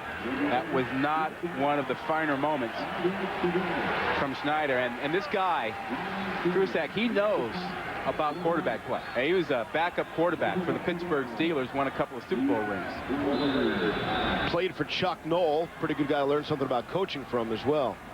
Terrell is back deep. Flynn is at his 25. Terrell standing at about the 12. Puts the foot into it. It is a good punt. High spiraling punt. Terrell will let it bounce, and it will do so right into the end zone. It's a 61-yard punt by Ryan Flynn. A 6-point lead for Marshall. They're getting the ball. Back at Marshall, their first possession of the second half. As Alex relayed the message, Mike Kruzek said on their first possession, they needed a touchdown, didn't even get the field goal. Yeah, I don't think that's a good deal. I mean, because your defense heard that too, and now they go, oh, coach says we don't score on a touchdown, we might not win this ball game. Right. I don't think that sets it up well for your team. I think you got to tell them you got to score first before the other team. Left Winchell, get rid of it. And it'll go for the short gain to Darius Watts. Good one-on-one tackle by Asante Samuel, who's had himself a good game. Yeah, because what you do when you say that is your offense has the expectation. We go score, we're in the ball game. We go and we don't score, now we're in trouble. Your defense understands that as well, and they go, okay, well, the offense didn't get it done. Maybe they won't get it done. Now there's more pressure on us, and you want your guys to be free and loose in the ball game. So I think it's okay to say, look, we got to score before they score. And everybody knows that. You might not get it done on the first drive, but everybody knows what's at stake. It's like the old coach who says, hey, it's a must-win game. Well, what happens if you don't win it? Exactly. Then what, the season's over? Leftwich completing, and a good crunch on the far side. Samuel came up to put the hit on the running back, Brandon Carey. Well, you know, the other thing that coaches say that I don't think is real good is they say, you know, we can't make turnovers in a game. Well, you're going to make turnovers. It's going to happen. Right. The key is you've got to get more turnovers than you give up. If you can do that, then you'll be all right. But you don't want your team to feel like we make a turnover. Oh, coach said we can't make turnovers. Now we lose. Now, Game's over. If both of these coaches say, hey, we can't commit penalties, they're right. We've had only 2 penalties in the football game. And that's impressive. 3rd down and short for Leftwich and Marshall.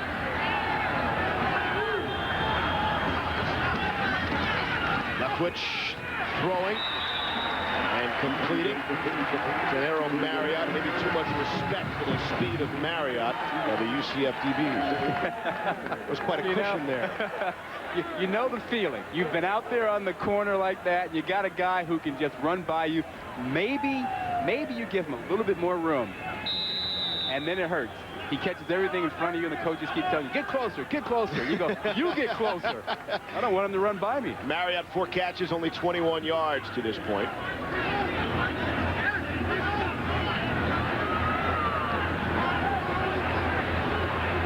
Leftwich is changing the play at the line of scrimmage. 2 receivers to his right, looking in that direction. Good protection, pressure from behind. Steps up, still on his feet. And now finally, he'll be wrestled down.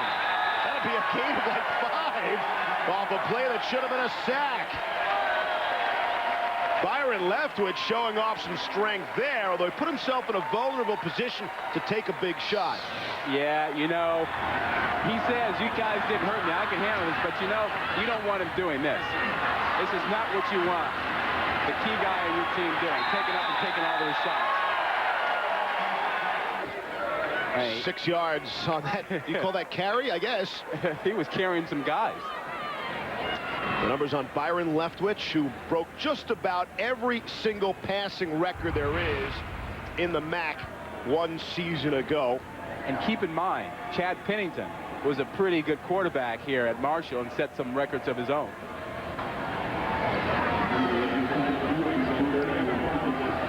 There are the MAC records from Leftwich from a season ago.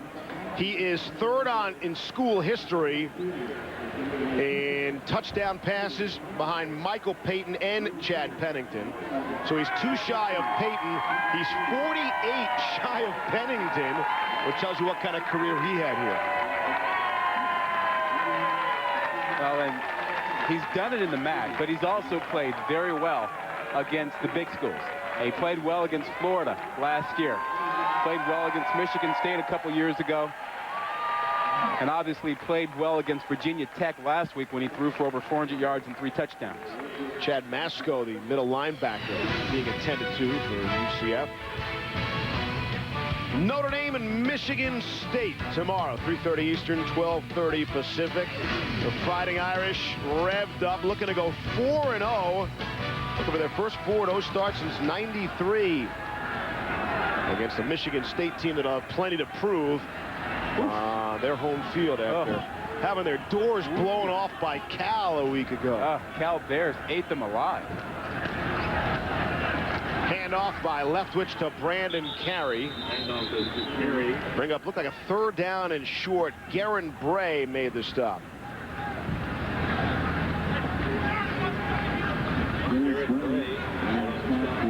You heard Coach Pruitt talk about the need to run the ball. Mark May said, hey, run the ball. You know, it's the linemen. Linemen like to run the ball. I think Trev Alberts is right. Yeah, why are we doing it in the eye? Yeah. But Trev is right. You throw the ball like that. Marriott had a couple of receivers in front of him to block for him. And they pick up 1st down yardage. I mean, the personality of your team is something that is very fragile. You don't want to destroy that. You want to have an identity. And the identity of the Marshall program is, hey, we throw it, we attack you, we make it tough on you, we stress your coverage, we stress you everywhere. And when you settle in and run the ball, you give away that personality and that advantage. First down and 10. 2 receivers each side. Byron Leftwich takes the handoff, and again it's Marriott out to the 46. Coaching staff told us, hey, Marriott has not had his big game this season. Last year, he had a couple of big games. He was the team MVP in the MAC title game. 10 catches, 179 yards, and 4 scores. In the GMAC Bowl, he set records. 15 catches, 234 yards. That's number 4 and 5 all time in any bowl. And that was a dull bowl game, right? That was pretty thrilling. 30 points, down 30 at halftime. Under 10 to go here in the third. Again, they keep it on the ground. It's Carey. Shy of the first down marker. He's out at the 42. Genty made the stop. That's a nice little play that a lot of teams are running. They try and run that little inside zone play. They start it to the strong side or the tight end side where you find more defenders, and then the running back, in this case Carey, breaks it back to the weak side. You see, he starts one way with it and he tries to get back over here to the weak side where there are fewer defenders.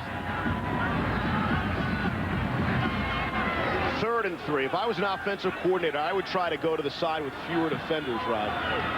That's something I would try. Here's Carey. Carrying the ball, first down yardage. He's out to the 35-yard line. You know, I mean, just to look down the road, okay? I mean, maybe Marshall is going to show some future opponents. They can do some other things besides throw the football. Well, it balances out your tendencies. You know, everybody looks back and say, what are they doing first down? What are they doing second down? Right. Well, now they've got a game where they have messed up the statistics. You know, when somebody pulls a tape of Marshall and they run their computer, they'll say, oh, they ran the ball out on first down. They can fool them. Gives future opponents something else to think about, something else to practice. Yep. Take some time away from maybe something else they would want to do. Carey has 17 carries, 100 yards. Leftwich is actually going to put it in the air. Throwing and nearly intercepted. Marriott was there. And some good coverage on the play. Samuel was there as well. It was nearly picked off. Yeah, Asante Samuel got there, and every quarterback has to have a little bit of confidence, a little bit of arrogance, where he thinks he can throw a football where nobody else can. And Byron Leftwich did it that time. He thought he could stick one in there, even though Samuel just had Marriott covered, draped. Dating back to last season, Leftwich has 5 straight games, at least 400 yards passing, and 3 touchdowns. Threw for 3 scores last week against Virginia Tech, all in the final 12 minutes. Though he had a couple of touchdown passes dropped. Leftwich standing in, throwing, and completing. Josh Davis in the end zone, touchdown! Davis looks like he's hurt. It'll feel better to know he's in the end zone, and that's a touchdown for Marshall.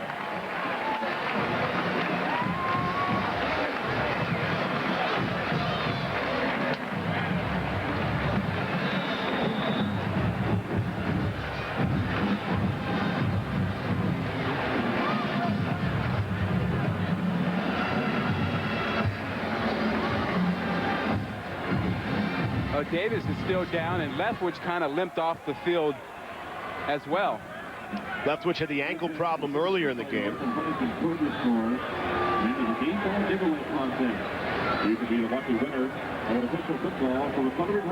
Steve, let's take a look at this play. Keep your eye on the safety here. What's going to happen is he's going to see a corner, a post curl in there. He's going to come over here and not realize he's got Davis coming back the other way. Nice messy drawing. I like that. Safety comes in, looks up, now the middle is open. Nobody on that side, and then the inside safety on the top also pays attention outside. Both safeties did a poor job on this deal. Davis, 2 touchdown catches. He's got 4 catches in the game for 78 yards. 2 of them for scores, 36 and 18 yards. And he'll get quite a hand from this herd following as he steps off the field under his own power. And they're going to go for 2. Leading by 12, they'll go for 2.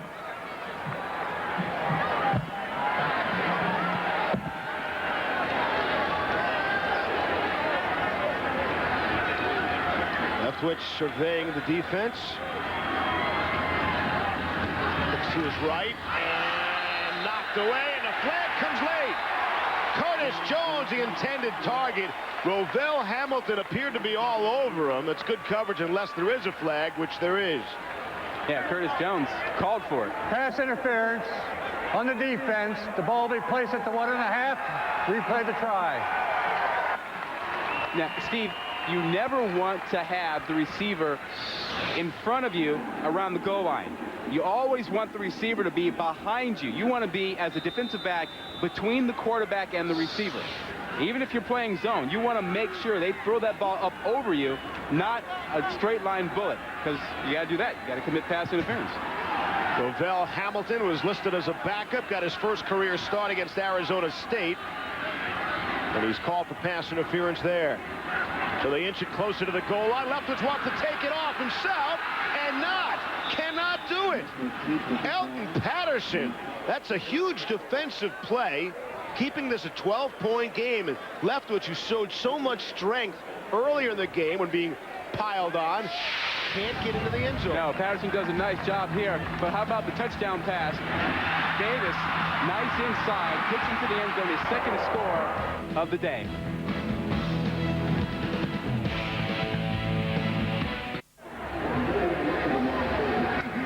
Leftwich and Marshall looking to send UCF to a 3-game road losing streak to open this season. UCF finally get to play a home game when Liberty comes to the Citrus Bowl in Orlando next week. How about that for a 3-game road trip to open the season at Penn State, at Arizona State, at Marshall? That's not a good way to start. Talk about taking on the big boys all on the road. Doug Gabriel finally has a kick he can field from the 2, and Gabriel shows some stuff getting out to the 30-yard line. So they went for the 2-point conversion and failed. What do you think about going for it? You know, Reese Davis and I complained about this last year. You don't go for 2 points until you get in the 4th quarter. You do it in the 3rd quarter. Now you got to keep trying. Now Elton Patterson does a good job of getting a good big body on another big body, Byron Leftwich, and keeping him out of the end zone. But you don't go for 2 points until the 4th quarter, because now 26-14. Next time you got to go for it again and again and again. Patterson is their big stud on defense. Makes his first big play of the game. We'll see what the offense can do now. Trailing by 12. Alex Haynes, the ball carrier, and Jameis Martin brought him down. A little stutter step. But you got to give some credit to this Marshall defense. It's a young defense.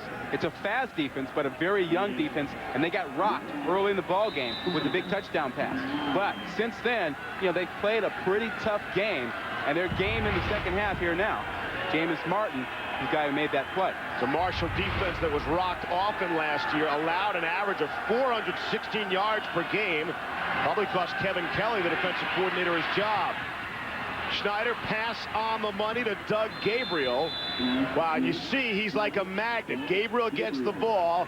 All the guys in the green jerseys are ready to converge on him. Yeah, at this point, he's going to get a lot of attention. I mean, he'll get 2 or 3 guys because they're ahead of UCF by a couple scores now.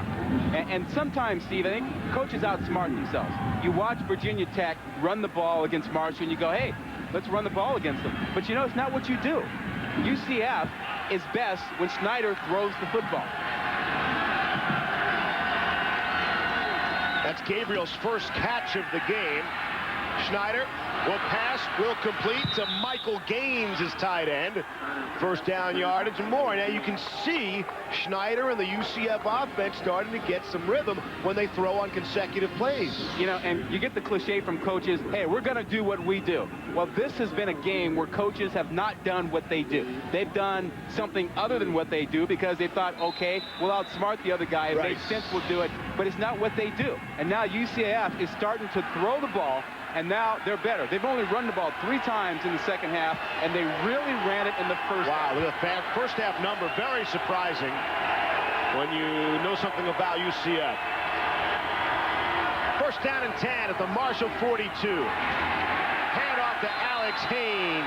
Maybe got back to the line of scrimmage. Gladstone Coke brought him down. I mean, you know, Steve, it's almost like, hey, Nebraska runs the option. Hey, they run it well. Why don't we run it? Well, you know. We don't have the talent to potentially run it the way they do. It's not what you do. David Ashkenaz, the offensive lineman, was a player injured for UCF. Speaking of Nebraska, that was a lot of fun watching that game with Trev sitting next to me last week. Wow. Penn State put a whipping on him.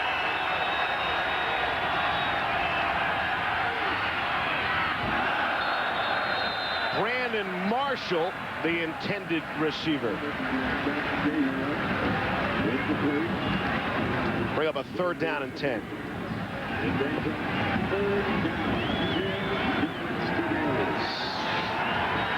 Let's see. That was a bouncer. Short hop. Pretty good play for a shortstop. Yep.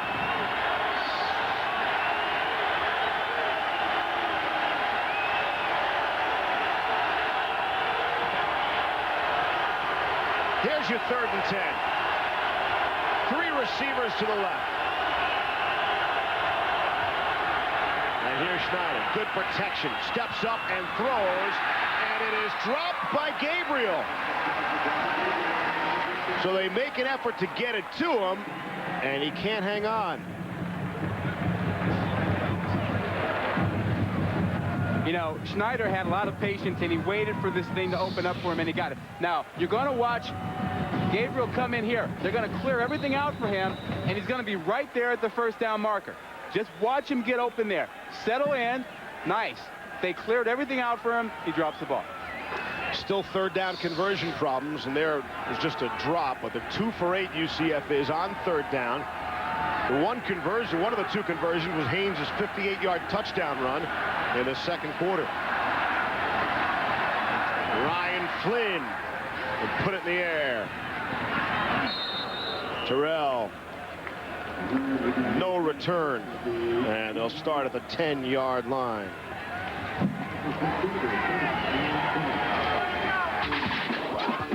College football Saturday for you. Utah will take on 14th-ranked Michigan. That's the noon game on ESPN, and then prime time at night, Boston College and Miami. The Hurricanes, #1 in the land. They've a nation-leading streak of 25 wins in a row. They've won 17 straight games inside the Orange Bowl. Leftwich hands off to Brandon Carey. You know, you mentioned that Boston College-Miami game. I think Brian St. Pierre at quarterback for Boston College is going to have a big game. As you see Gabriel on the sideline there after having dropped that ball. But, you know, for Boston College, you're not going to run that ball against Miami very well. St. Pierre is a senior quarterback, veteran guy. He's going to have to step up and make plays for him.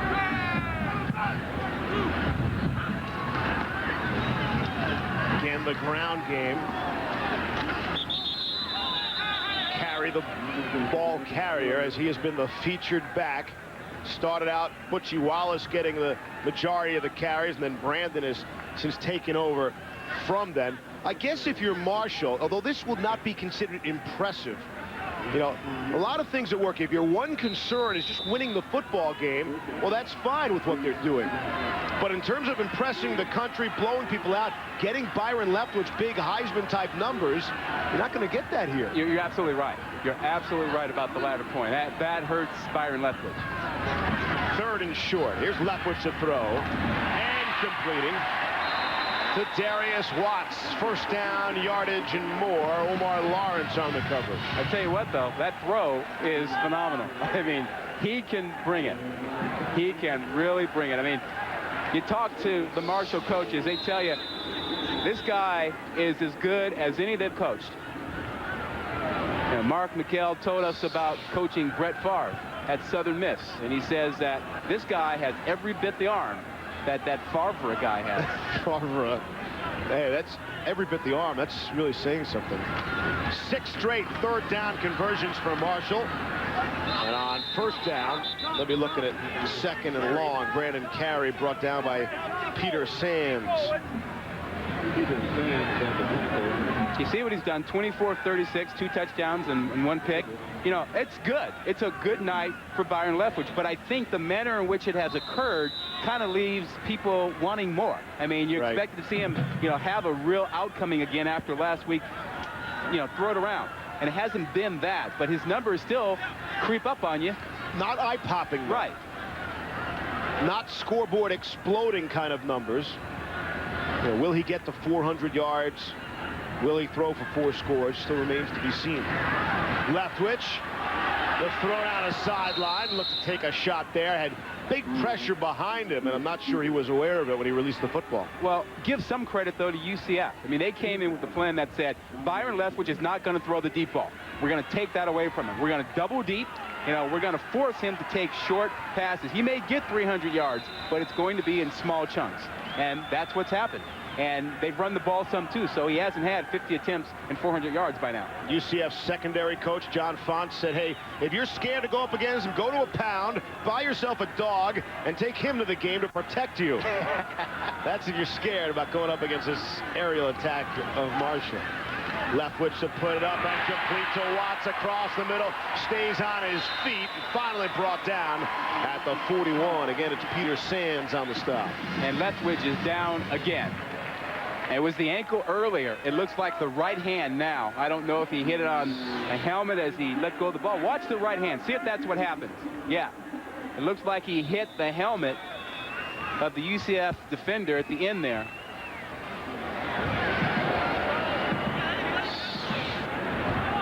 Right thumb, maybe? Yeah. Right hand, right thumb, left ankle. And that's getting both sides of the body. And of course, Leftwich is still in there. Marshall has scored on 4 of their last 5 possessions. That's 3 touchdowns and a field goal.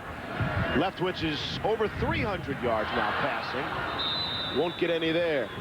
Marriott, the intended target. That's one of those deals where if the coach knows that he's hurting, they don't call a passing play. You know, they give him a play or two to get himself back together, but I bet they didn't know that Leftwich was hurting with his hand. Otherwise, you know, they get in that formation, they run the ball, give him a break for just a play. Byron Leftwich, a lot of attention. He is big man on campus. He's big man anywhere he goes in this part of the country. Marshall has had 4 different drives of 11 or more plays, time-consuming drives. This is play number 8 of this drive. Leftwich, pressure, taken down. Larry Brown on the sack, and that is the first sack of the football game by either squad. And the junior from Jacksonville, Florida, just knifed in there. Quarterbacks don't like to have you come inside at them because they can't step up. Watch Brown. He just beats his man. That is not anything to do with the scheme. That is man-to-man combat, and that's Brown winning it.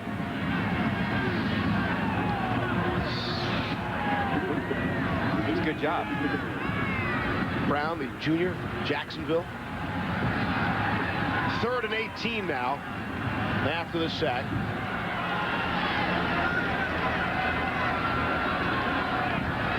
Leftwich has Carey with him in the backfield. That's it. Looking up top and overthrew his intended target. That was Curtis Jones. Yeah, Leftwich has been just off enough tonight to make you wonder, you know, is something really wrong? I think the hand is an issue, the ankle is an issue, because he put that ball to the outside, and his receiver was free to the inside. Now, maybe they had a miscommunication, but as much as we've seen Leftwich over, you know, the last year plus, he doesn't miss that throw. He gets that one in there. It seems as if whenever he's thrown the deep ball, it's always been too much, too strong. As Head punts it away, there is a flag. Fair catch is called for by Asante Samuel. He hasn't underthrown any of his targets, which is a good way to stay away from interceptions.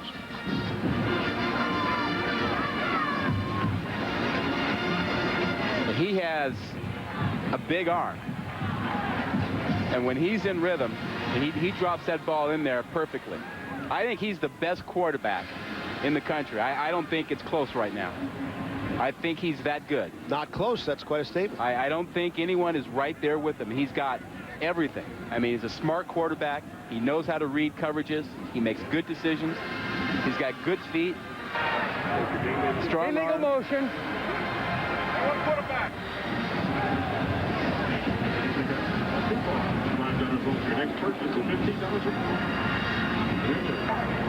Illegal motion.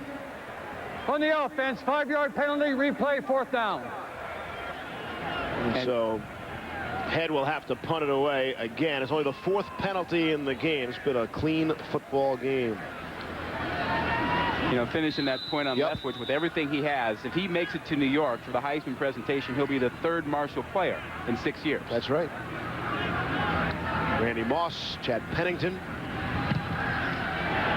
Head boots this one. Way out of bounds, and we'll see where they mark it. UCF will have the football, 1st and 10 of the 33 when we come back. ESPN2's College Football Friday Night, brought to you by Acura. Experience the performance today at your local Acura dealer. And by Circuit City. We know how you feel. That's why we're here. Circuit City. We're with you. Two schools really involved here tonight with a lot of similarities. UCF joined Division 1A in '96. A year later, Marshall did the same. Both now find themselves in the same conference. And both have had outstanding one-loss records. In time possession, UCF 12 fewer minutes than Marshall. That's because Marshall's been running the football, and Ryan Schneider there passing to Tavares Capers, and we pass it down to Alex. Well, Steve, Coach Mike Kusek says that he came into tonight's game better prepared than any game so far this season. That's because his team has gotten to practice this week, something they have not been able to do because it has rained so much in Orlando. Leading up to the Penn State game, they actually practiced at 5 a.m. in the morning just to avoid the afternoon thunderstorms. And then some of those practices were just canceled altogether. He says the weather cooperated with them this week, and because of it, they are much better prepared. 5 a.m. practice, right? I think I was just getting in at 5 a.m. in college. Wow, that's got to be tough. Luther Huggins, the intended target. Reese, what do you have?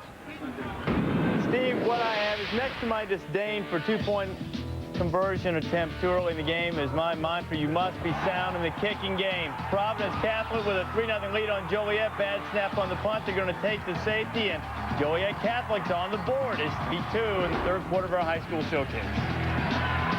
All right, Reese. It's like 3-2 in that game. I was going to say Barry Zito must be pitching.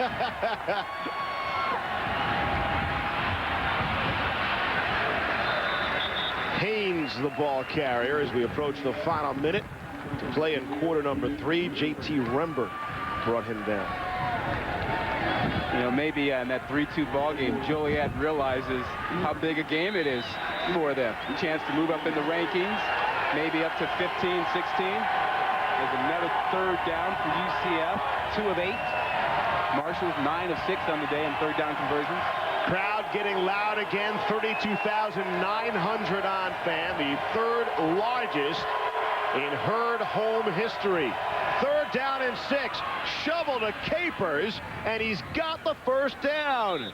Tavares Capers from Ryan Schneider. So he had to put his head down to get the last yard or two, and at a $165, that's asking a lot. He is not a big guy, but he's fast. And again, they get a gotcha on Marshall because Marshall does not realize he's in position to handle the ball from the backfield. But watch him at the end there, puts his head down, uses all of the 165 pounds he has to squeeze out a 1st down. Capers is one of those guys the coaching staff told us he has phone booth speed. If you were in a phone booth with him, you still couldn't touch him. That's how fast he is. Completed the Doug Gabriel. And it's a 1st down as the wind whips up here in Huntington, West Virginia. Yeah, it's getting real strong now. I mean, before it wasn't bad.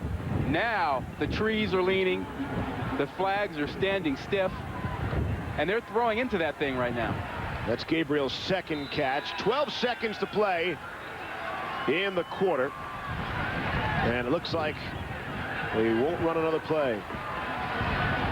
That wind kicked up in a hurry.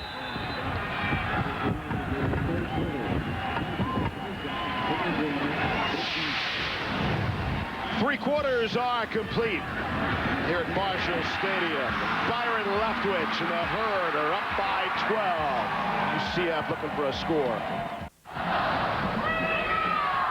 We're back at Marshall, 26-14. UCF with the ball as we start the fourth quarter, Steve. Ought to be fun here. Wind whipping around. College football Friday night coming to a stadium near you every Friday night. Headed for Albuquerque, New Mexico next week. Texas Tech will be in town for bringing you Friday night football next weekend.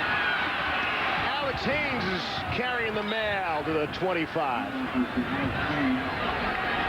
You know, Steve, this wind looks so bad from up here right now. I wonder if that didn't have an impact on Leftwich earlier in that third quarter when he had the wind at his back, as Schneider has it at his back right now. I know I can appreciate it because it's rather inexpensive air conditioning for us. Are you saying it was a little hot in here? A little hot in this region. Second down and 5. You'd like to have the lead when the wind starts whipping up, though. And Marshall does. Again, it's Haynes. Stopped in the backfield. Terrence Tarpley came up from the rover position to make the stop. I am really impressed with the speed of the Marshall defense. I mean, these guys can fly around. They've got a lot of speedsters, a lot of young guys, but a lot of speedsters in their linebacking core and in their safety cornerback position. Speaking of speed, Tarpley is considered the fastest player on that Marshall team. Coaches really gave him a lot of credit. He said not a lot of seniors would change their position going into their final year. And Tarpley took one for the team, changing his position to play that rover from the cornerback spot. This is third down and 8. They only have 3 seconds to snap it, and they do. Schneider under pressure, and it is incomplete. And Schneider was really pounded by Jonathan Goddard, and flags go flying.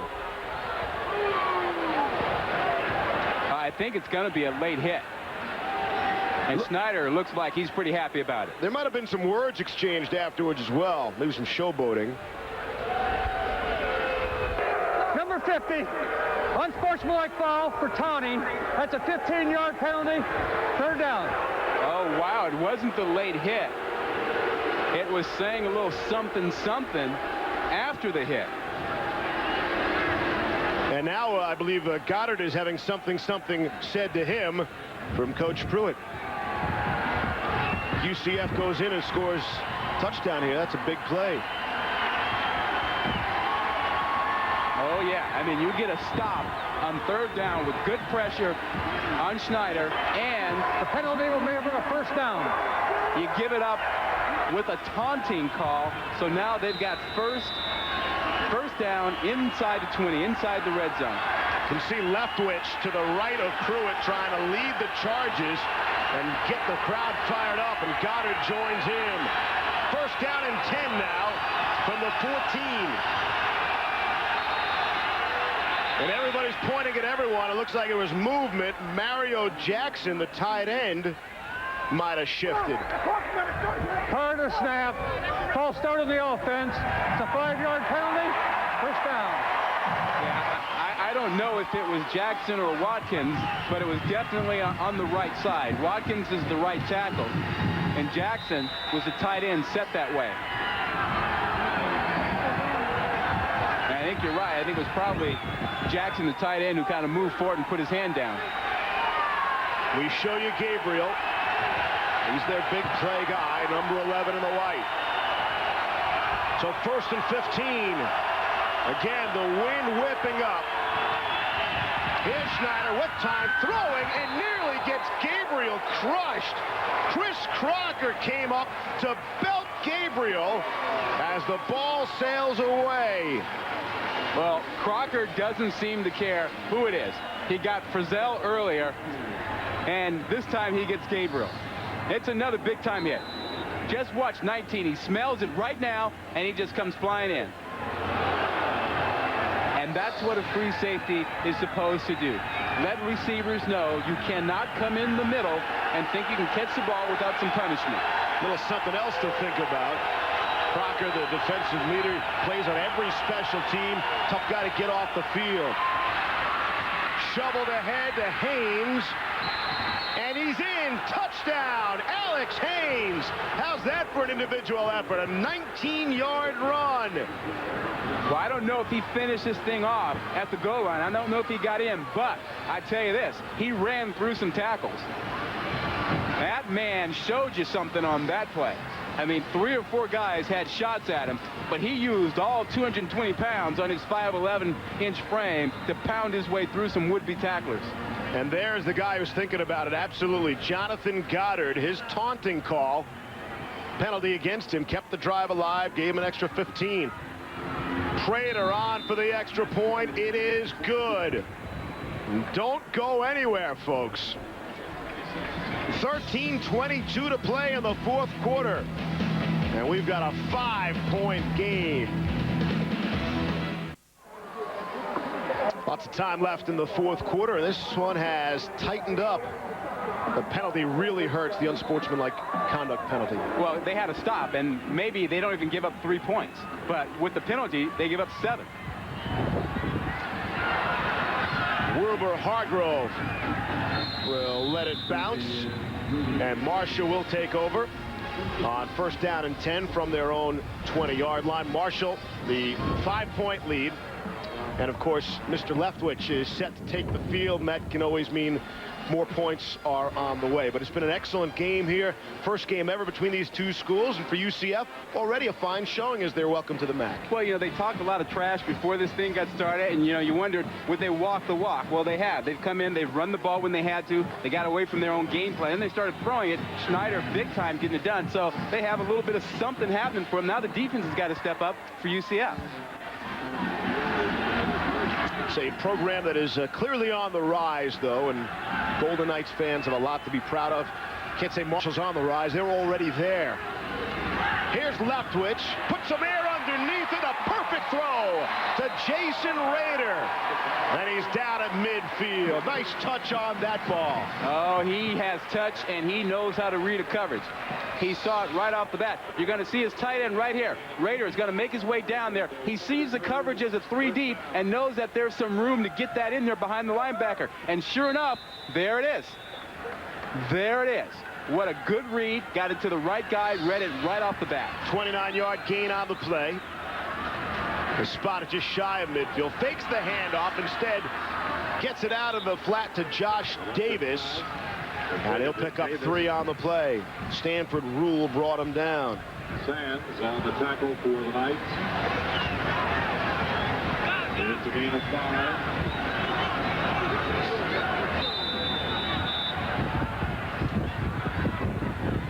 You can hear the wind whipping up inside this stadium. That's because the crowd's a little bit nervous now. They're a little quiet. They're worried. And Marshall is throwing into the wind or running into the wind. Tripped up at the line of scrimmage is Brandon Carey by Elton Patterson. You know, throughout the course of a game, there are so many plays that are big plays, but you don't know how big they are until the game is decided. Remember, Patterson is the player who grabbed Leftwich, preventing him from scoring on the 2-point conversion, which you thought would be very hard to do given Leftwich's size and how close he was to the goal line. Right. You know, it's a 5-point football game. Yeah, and maybe if you don't even go for the 2 points, you kick the 1, you're in decent shape, and you don't have to worry about going for 2 if you get another touchdown. Playing catch-up as you... And now it's okay because we're in the fourth quarter. Yeah, fourth quarter is a little different deal. But at that point, it was still late stages of the third. Here's Leftwich now. Good pass protection. He's had it all night. And nearly a great catch by Rader, who laid out and couldn't come up with the football. Taylor, Rader's got some skills. I mean, he's a 6'4", 260-pound tight end. That's NFL size. That's NFL size, and he's got hands to go along with it. So he's got some real possibilities the way he can get down the field and catch the ball. He is on the watch list for the Mackey Award, which is awarded to the top tight end in the country.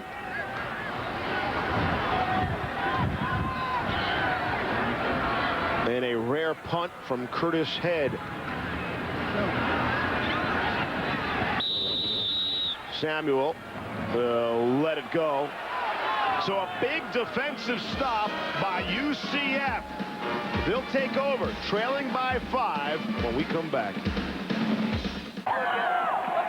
Looking at part of Marshall's home field advantage. What an advantage they have had here at Marshall Stadium, opening in 1991. They have an 89-5 record here. Wow. A winning percentage of 95. And here they find themselves in a ball game with UCF. Alex Haynes, the ball carrier. And we send it back to the studio in Reese Davis.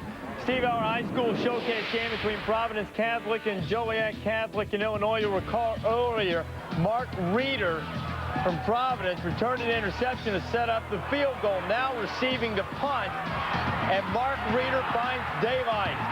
Mark Reeder bursting down the sidelines and setting up a play that you will see momentarily. All right, Reese, we look forward to that. What a run. Here's Haynes. He'd look for similar success on that play, but won't find it. Pretty good tease by Reese, so what do you have? I have this, Steve. Again, Providence moving on Joliet Catholic. Number 18 team in the country. It's a 3rd and 25. Nick Stanton's in a world of trouble, trying to save his team. Stanton sacked. No, he escapes. Looking for some help. Anybody, somebody. Clay Cleveland is somebody. Give him 6. And the Celtics are on top, 10-2, about halfway through the 4th. Give that man 6, Reese. Oh, shaking up things in high school football. Top 25 could see another change. 3rd down and 4, and that pass just slightly behind Tavares Capers. Looked like a catchable ball, but Capers could not bring it down. How about a high school kid? What a thrill, though, right? Their highlights being played on ESPN. You go out and have a big game on a Friday night, you might just wind up on the worldwide leader in sports. You think he might get a little tension at the party after the game tonight or so? You know, Reeder goes off on his big run, and he walks into the party tonight afterwards. The guys go, hey, we saw you on ESPN, dude. Yeah, chance of him getting the prom date he wants. Pretty good? Pretty good, I'd say, yeah. Okay. We're just helping guys It's amazing what national TV exposure can do for you. Ryan Flynn is back to boot it away. Roberto Terrell, the 27, and moving backwards. Now moving forwards, breaking some tackles, and finally be brought down at the 32. Exactly 10 minutes to play in the 4th quarter. It's a 5-point game. Marshall's got the ball in the lead. ESPN2's College Football Friday Night, brought to you by Acura. Experience the performance today at your local Acura dealer. Steve Levy, Rod Gilmore, Alex Flanagan, and our outstanding Friday night college football crew. Seeing each and every Friday night. We'll see you next Friday night in Albuquerque, New Mexico, with Texas Tech in town. Byron Leftwich, you look at the numbers. First half, second half, he's playing with the lead. Leftwich wouldn't care about those numbers at all as long as the final score shows his team out in front. And there's movement. Was that Raider might have jumped? That Patterson, Drew Patterson across. Prior to the snap, false start of the offense, 5-yard penalty, first down. We salute the soldiers of the 21st Theater Support Command in Kaiserslautern, Germany, who are keeping our ground troops stationed around Europe and Southwest Asia well supplied. Thanks for watching today's telecast on the Armed Forces Network Europe, where we send our best well wishes and regards. Handoff, near side. It's Marriott, the receiver, came around to take the ball. And picks up maybe 3 on the play. Alfonso Hopkins brought him down. You know, you mentioned Leftwich not being concerned about his numbers, and I think you're right. I mean, we talked to him an awful lot, and he really is a sincere team guy. I don't think there's any question about that. He doesn't care about the Heisman thing. He's going along with everything, and, you know, like Kirk Herbstreit likes to say, he may not get the Heisman, but he'll get his Heisman in April in the NFL draft. Right. Yeah, the only people who care about the eye-popping numbers are those who probably don't get to see him in person. Right. Those who just read the accounts in the newspapers, and those, of course, who are the ones voting for the Heisman quite often. Josh Davis, the receiving end of the Leftwich pass. Rovell Hamilton brought him down. Davis, 6 catches, 87 yards.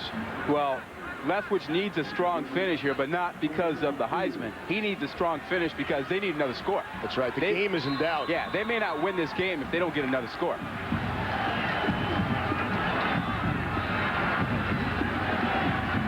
Leftwich, I mean, he could be the #1 pick in the NFL draft and not win the Heisman. We've seen how Heisman quarterbacks have done lately in the NFL. Not all that well.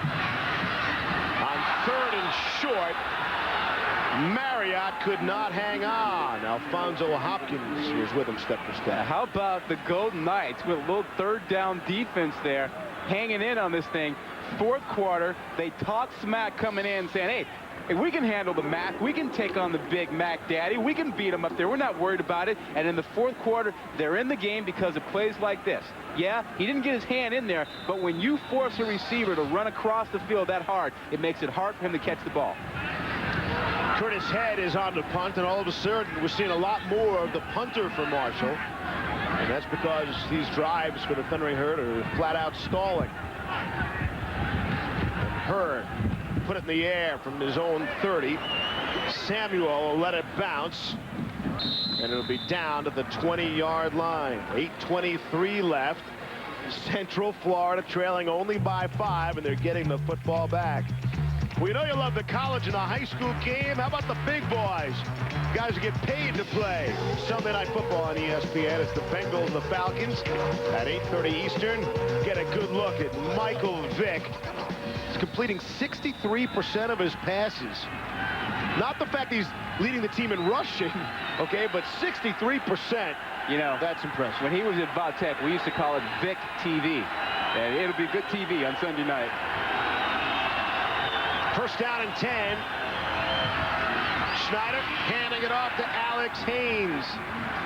Tarpley makes the stop. This game has been just so surprising. You'd never think the two names we'd be mentioning throughout the night the most are Brandon Carey and Alex Haynes. But these two teams who feature quarterbacks in passing games have been having featured running backs tonight. Yeah, they've decided to see who is tougher. I mean, this is sort of one of those games where you fight for respect and for, you know, who can be the bully on the block in the match. Yeah, it'd be surprising if one team did it, but it's shocking that both teams have really gone away from some of the things they do best. Hard hit on the far side, but Sean Gaudian was staying on his feet and waiting for Marshall to have 5 or 6 players in the neighborhood. You know, you can throw for 400 or 500 yards against a team. It's not the same as running for 400 or 500 yards. When you run the ball on someone, you're telling them, we are physically tougher, meaner than you are. Macho man. Yeah, exactly. And if you're going to come in to Marshall Stadium and you're going to say, we're in the conference now, we're going to be around, hey, take this, we're going to pound you a little bit. It's a statement. Or at least they're trying to make a statement. They're pounding on the drums. 3rd down and 1. The UCF 3rd down conversion problems are well documented. Here's a big play in the game. Under 7 to go, down by 5. And they hand it off, and I don't think they got it. Alex Haynes couldn't get a push. Toriano Brown came up to make the stop in the middle of the pile. Well, what Brown gave them on that play was what they hadn't been getting last week. I mean, he took on blockers, he held his ground, he created a pileup, and made the play. And on top of that, he got some help out of Marlon Hicks coming in over the top. UCF now 3 of 11 on 3rd down conversions. Missed on their first 2 tonight. That gave them 14 straight conversions they had failed on dating back to last game. And they find themselves in the familiar punt formation. Ryan Flynn at the 15. No pressure. Flynn will get it away. Roberto Terrell will let it bounce at the 30 and out of bounds. How many chances is UCF going to give Marshall and Byron Leftwich to tack on some points and add to the lead? Marshall up by 5 with the football. Coach Kruzek and his squad certainly confident. The school must feel pretty confident as well, going into their first ever MAC game in the conference. They took out a half-page ad in the local sports section here in Huntington, West Virginia. Kind of today, we're here to announce their arrival. But that was a pretty confident move by the Golden Knights administration and football department. Out to the 35, Brandon Carey, the ball carrier. Hopkins the stop, and let's go down to Alex. Well, Steve, after that last series, Byron Leftwich came over to Josh Davis, and he said, man, what happened? Why did you drop that pass? Davis said to him, you know, they're grabbing at me. I'm having a hard time. He said, I don't care. He said, you know, you've got to catch that thing. You're putting the D in a bad position. He's still positive. He's still calm. You can definitely tell he is frustrated, though, with his receivers, Steve. I'm sure the hand, the ankle, are frustrating Leftwich as well. They're trying to fight through it and gut it out, Alex. Hand off to Carey. He's got first down yardage. Sands brought him down, but not until he moved past the marker, and we sent it back to Reese Davis. Steve, our high school showcase, Joliet Catholic, Providence Catholic. Again, Ryan Quigley just thrown a beautiful ball to complete a fourth down and convert for Joliet. Now this is perhaps ill-advised. Dustin Summers with the interception. Oh, they teach good DB technique in that junior high program with the Homer Stallions. And Dustin Summers comes up with a big play for Providence. And as we come back here, we do so with an incomplete pass. Darius Watts was the intended target for Byron Leftwich. How about Dusty Summers getting up there catching that ball at the highest point? That's good DB play. Gotta like that. Under 5 to go here in the fourth in a 5-point game. You know, Marshall has punted on their last 3 possessions. They're moving into their 4-minute offense now, where you want to get first downs, you want to run the clock, because you don't want to leave much time left for UCF if you give them the ball back. Second down and 10. Each team has their full complement of timeouts remaining. Leftwich throwing, was it intercepted? They're going to say no, I believe. Asante Samuel was there. And we'll take a look at it, but the immediate reaction from the official on the field looked like he did not catch that football. Well, he jumped that route. They were double covering Darius Watts out there. He had the outside. Oh, I don't know. I think he might have got that one. Wow. I think he got that one. Inside and outside double coverage. He jumps the route. Oh, he got that one. He got his hands and arms underneath it. I think he got that one. The little part of the football catches the turf, but his hands are underneath it. He's underneath it. I think that was a pick. I agree. Leftwich is 3 for his last 9 now, and he was lucky that wasn't intercepted. He was intercepted earlier in the game. He's got plenty of time. Now shows off the big one, and that one is nearly picked off.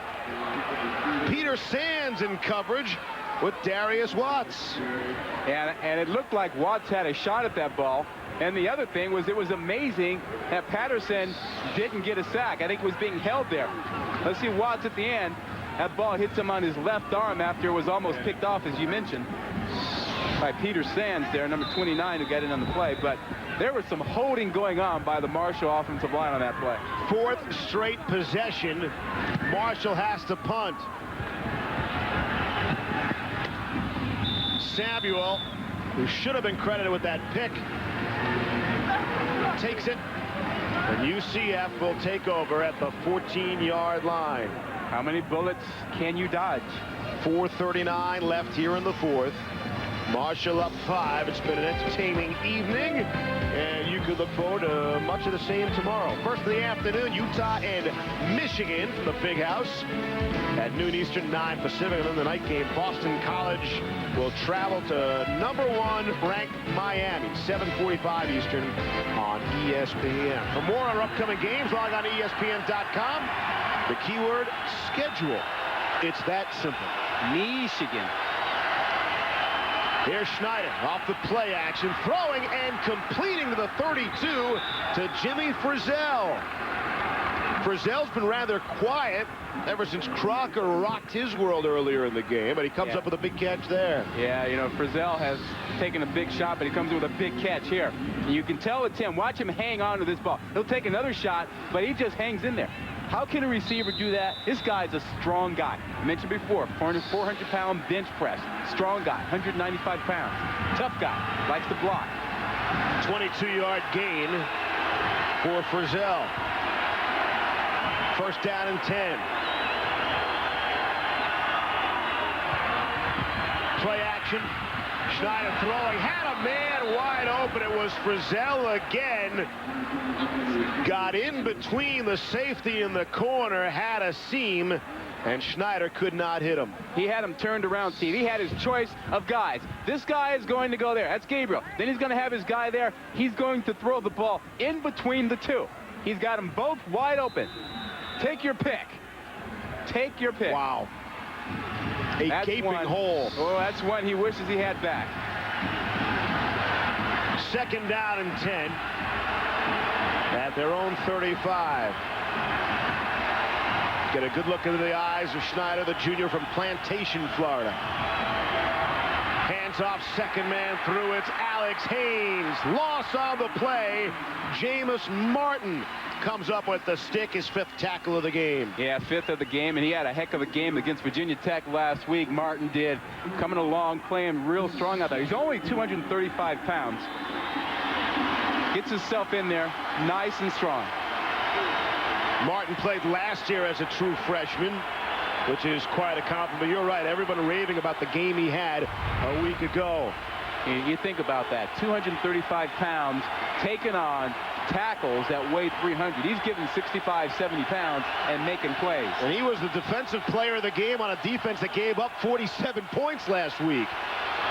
Here's Schneider. Football is stripped, bounces right back to Schneider, and he completes to Gabriel, making people miss across midfield and down at the 36 of Marshall. What a wild play. You talk about composure. And Schneider had composure on that play. That ball gets knocked out. He just plays basketball with it. He just dribbles it. Orlando Washington batted it down. Yeah. Now watch him just dribble this thing. There it is, point.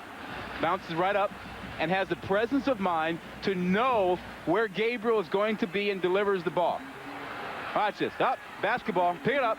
There he is. I know where he's going to be. Rod, only the good players does the ball bounce right back up to them. If you're a bad player, you're the second string, you're the backup guy, that ball bounces away from you. Somebody picks it up, runs it back for 6. It hits the point of the ball. You're right. You know. So Schneider and UCF, they get a break there. And then a fine play after the good luck. Straight drop. And the throw intercepted. Picked off by J.T. Rembert. And he returns it to the 35. So UCF gets the break, but they can't do anything with it. Marshall, the turnover. The first interception for Marshall this season. And it comes at a most opportune time. Oh, and he had his guy out there. He had Gabriel open. He never saw Rembert lurking back there. He was just lurking, and Schneider didn't see him. That's really a tough series for Schneider. Had 2 guys wide open, threw it in between them, has the ball stripped from him, able to get it back, and then throws the pick to Rembert. Illegal substitution, 12 players.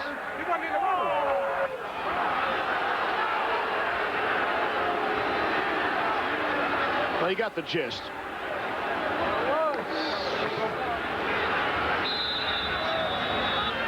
Keep your eyes to the right side of the screen. You'll see 32 Rembert. He just goes flying out there, and he just settles in underneath. Bad throw. Schneider never got it up over him, didn't see him heading out there, and had Gabriel out there on a curl route. So we'll see what Marshall does with it now. They've punted on 4 consecutive possessions. And they're going to have a loss on first down. Brandon Carey stopped by Genty. We send it back to Reese. Steve, Joliet Catholic's last chance against Providence Catholic. It's 10-2 in the 4th. Providence on top. 4th and 11 play. Here is Ryan Quigley. He's in trouble. Got to heave it up. And guess who's there? Mark Reeder had the great punt return, his 2nd interception of the night.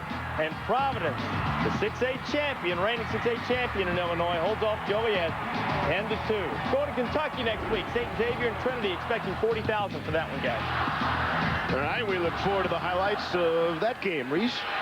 Next Friday night, we have Texas Tech at New Mexico. Second down and 14. Carey, the ball carrier. Rule pounded him down to the turf. And all Schneider can do is look on and hope for another chance with the football. Yep, that's what he wants. And he'll be aided in getting that chance because UCF has just taken a timeout. Stop the clock. We are back in Huntington, West Virginia for the thrilling conclusion of this one. Marshall has had all sorts of opportunities to put this one away and have hardly been able to get a first down. Well, their 4-minute offense has not been good, and that's when you want to get some first downs, run the clock, run the ball, and passing teams often have trouble finishing games with the running game. This is 3rd and 14. Pressure from UCF, good protection, and the throw, and it's intercepted.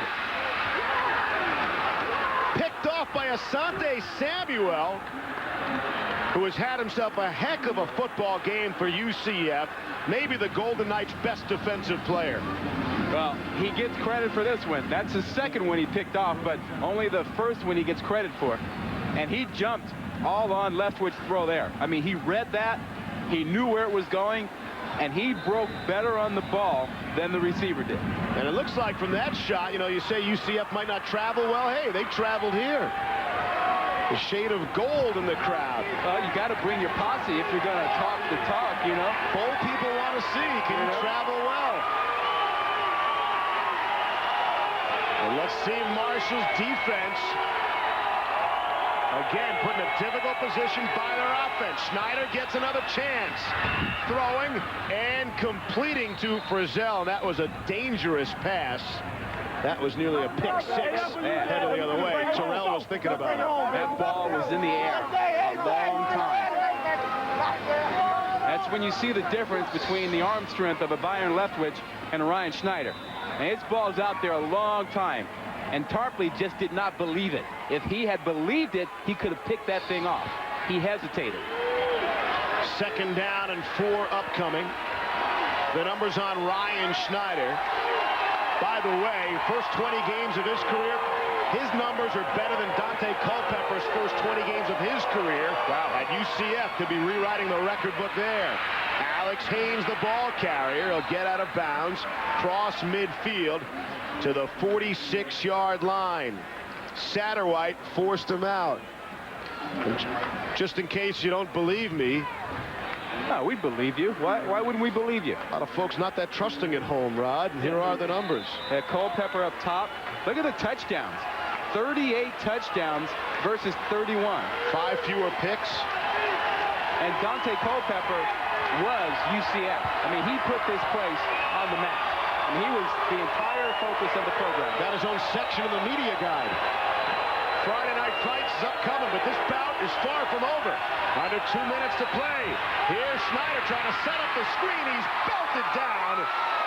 As I believe the ball falls for an incomplete pass. Jameis Martin really put a lick on Schneider. Well, it's going to be a 4-down play here. I mean, I think you got to go for it on 4th down. But how about Marshall bringing some pressure? You got to have a pass rush in the 4th quarter, and they get it from Martin, the same guy we talked about earlier, who's beating those 300-pound linemen with his 235-pound frame. So here we go. This is 4th and 3. UCF has 2 timeouts left. Marshall has all 3 of theirs.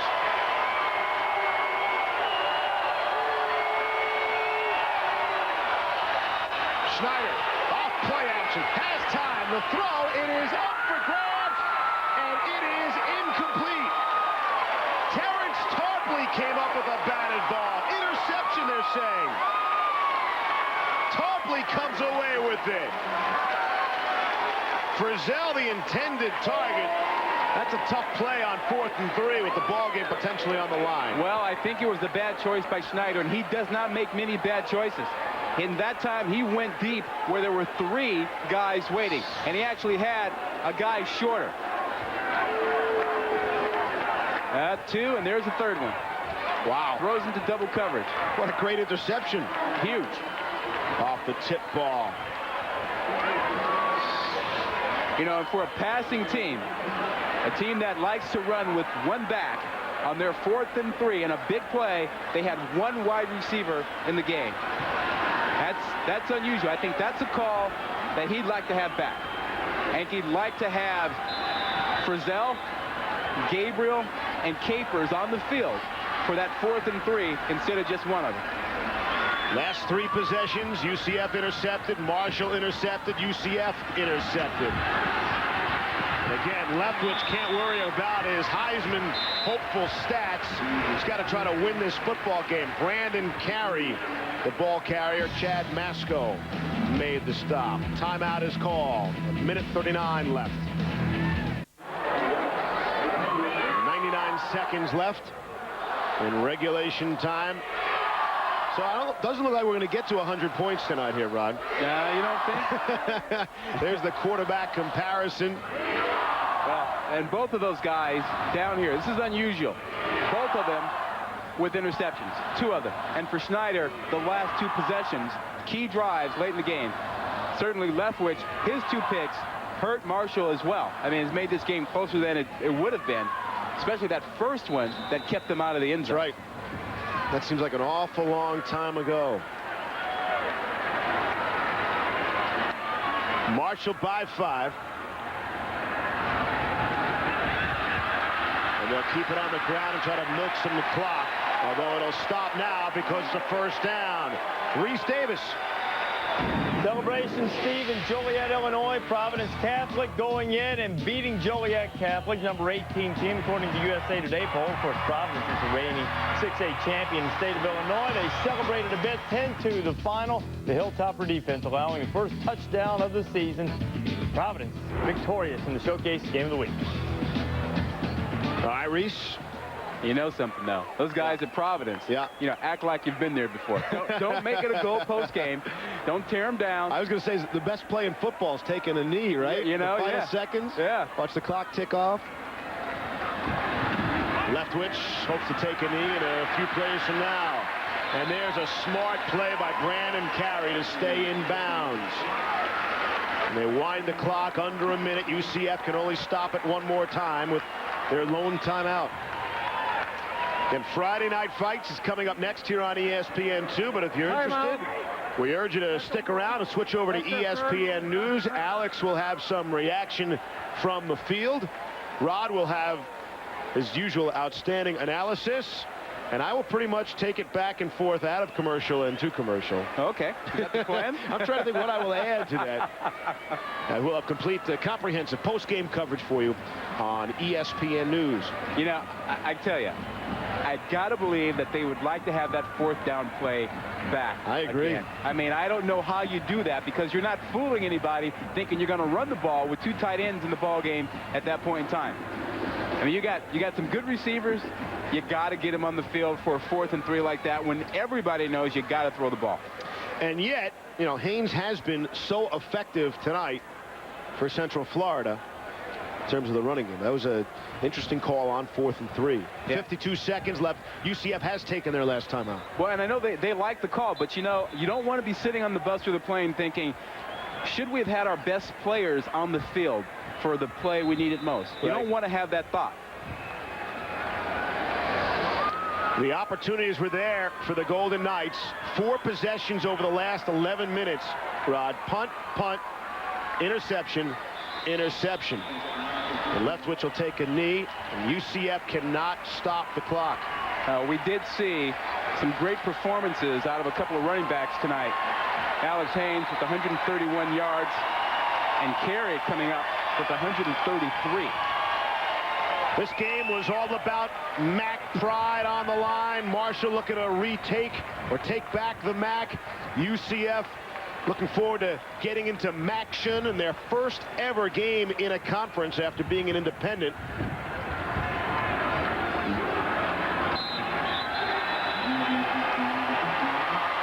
Byron Leftwich helped his team win the game, but did not help himself in the Heisman consideration tonight. I don't know that he helped himself in terms of winning it. I don't think he's out of the race. I still think he's a viable candidate for New York, but he did not shut the door as he could have in the last 2 weeks.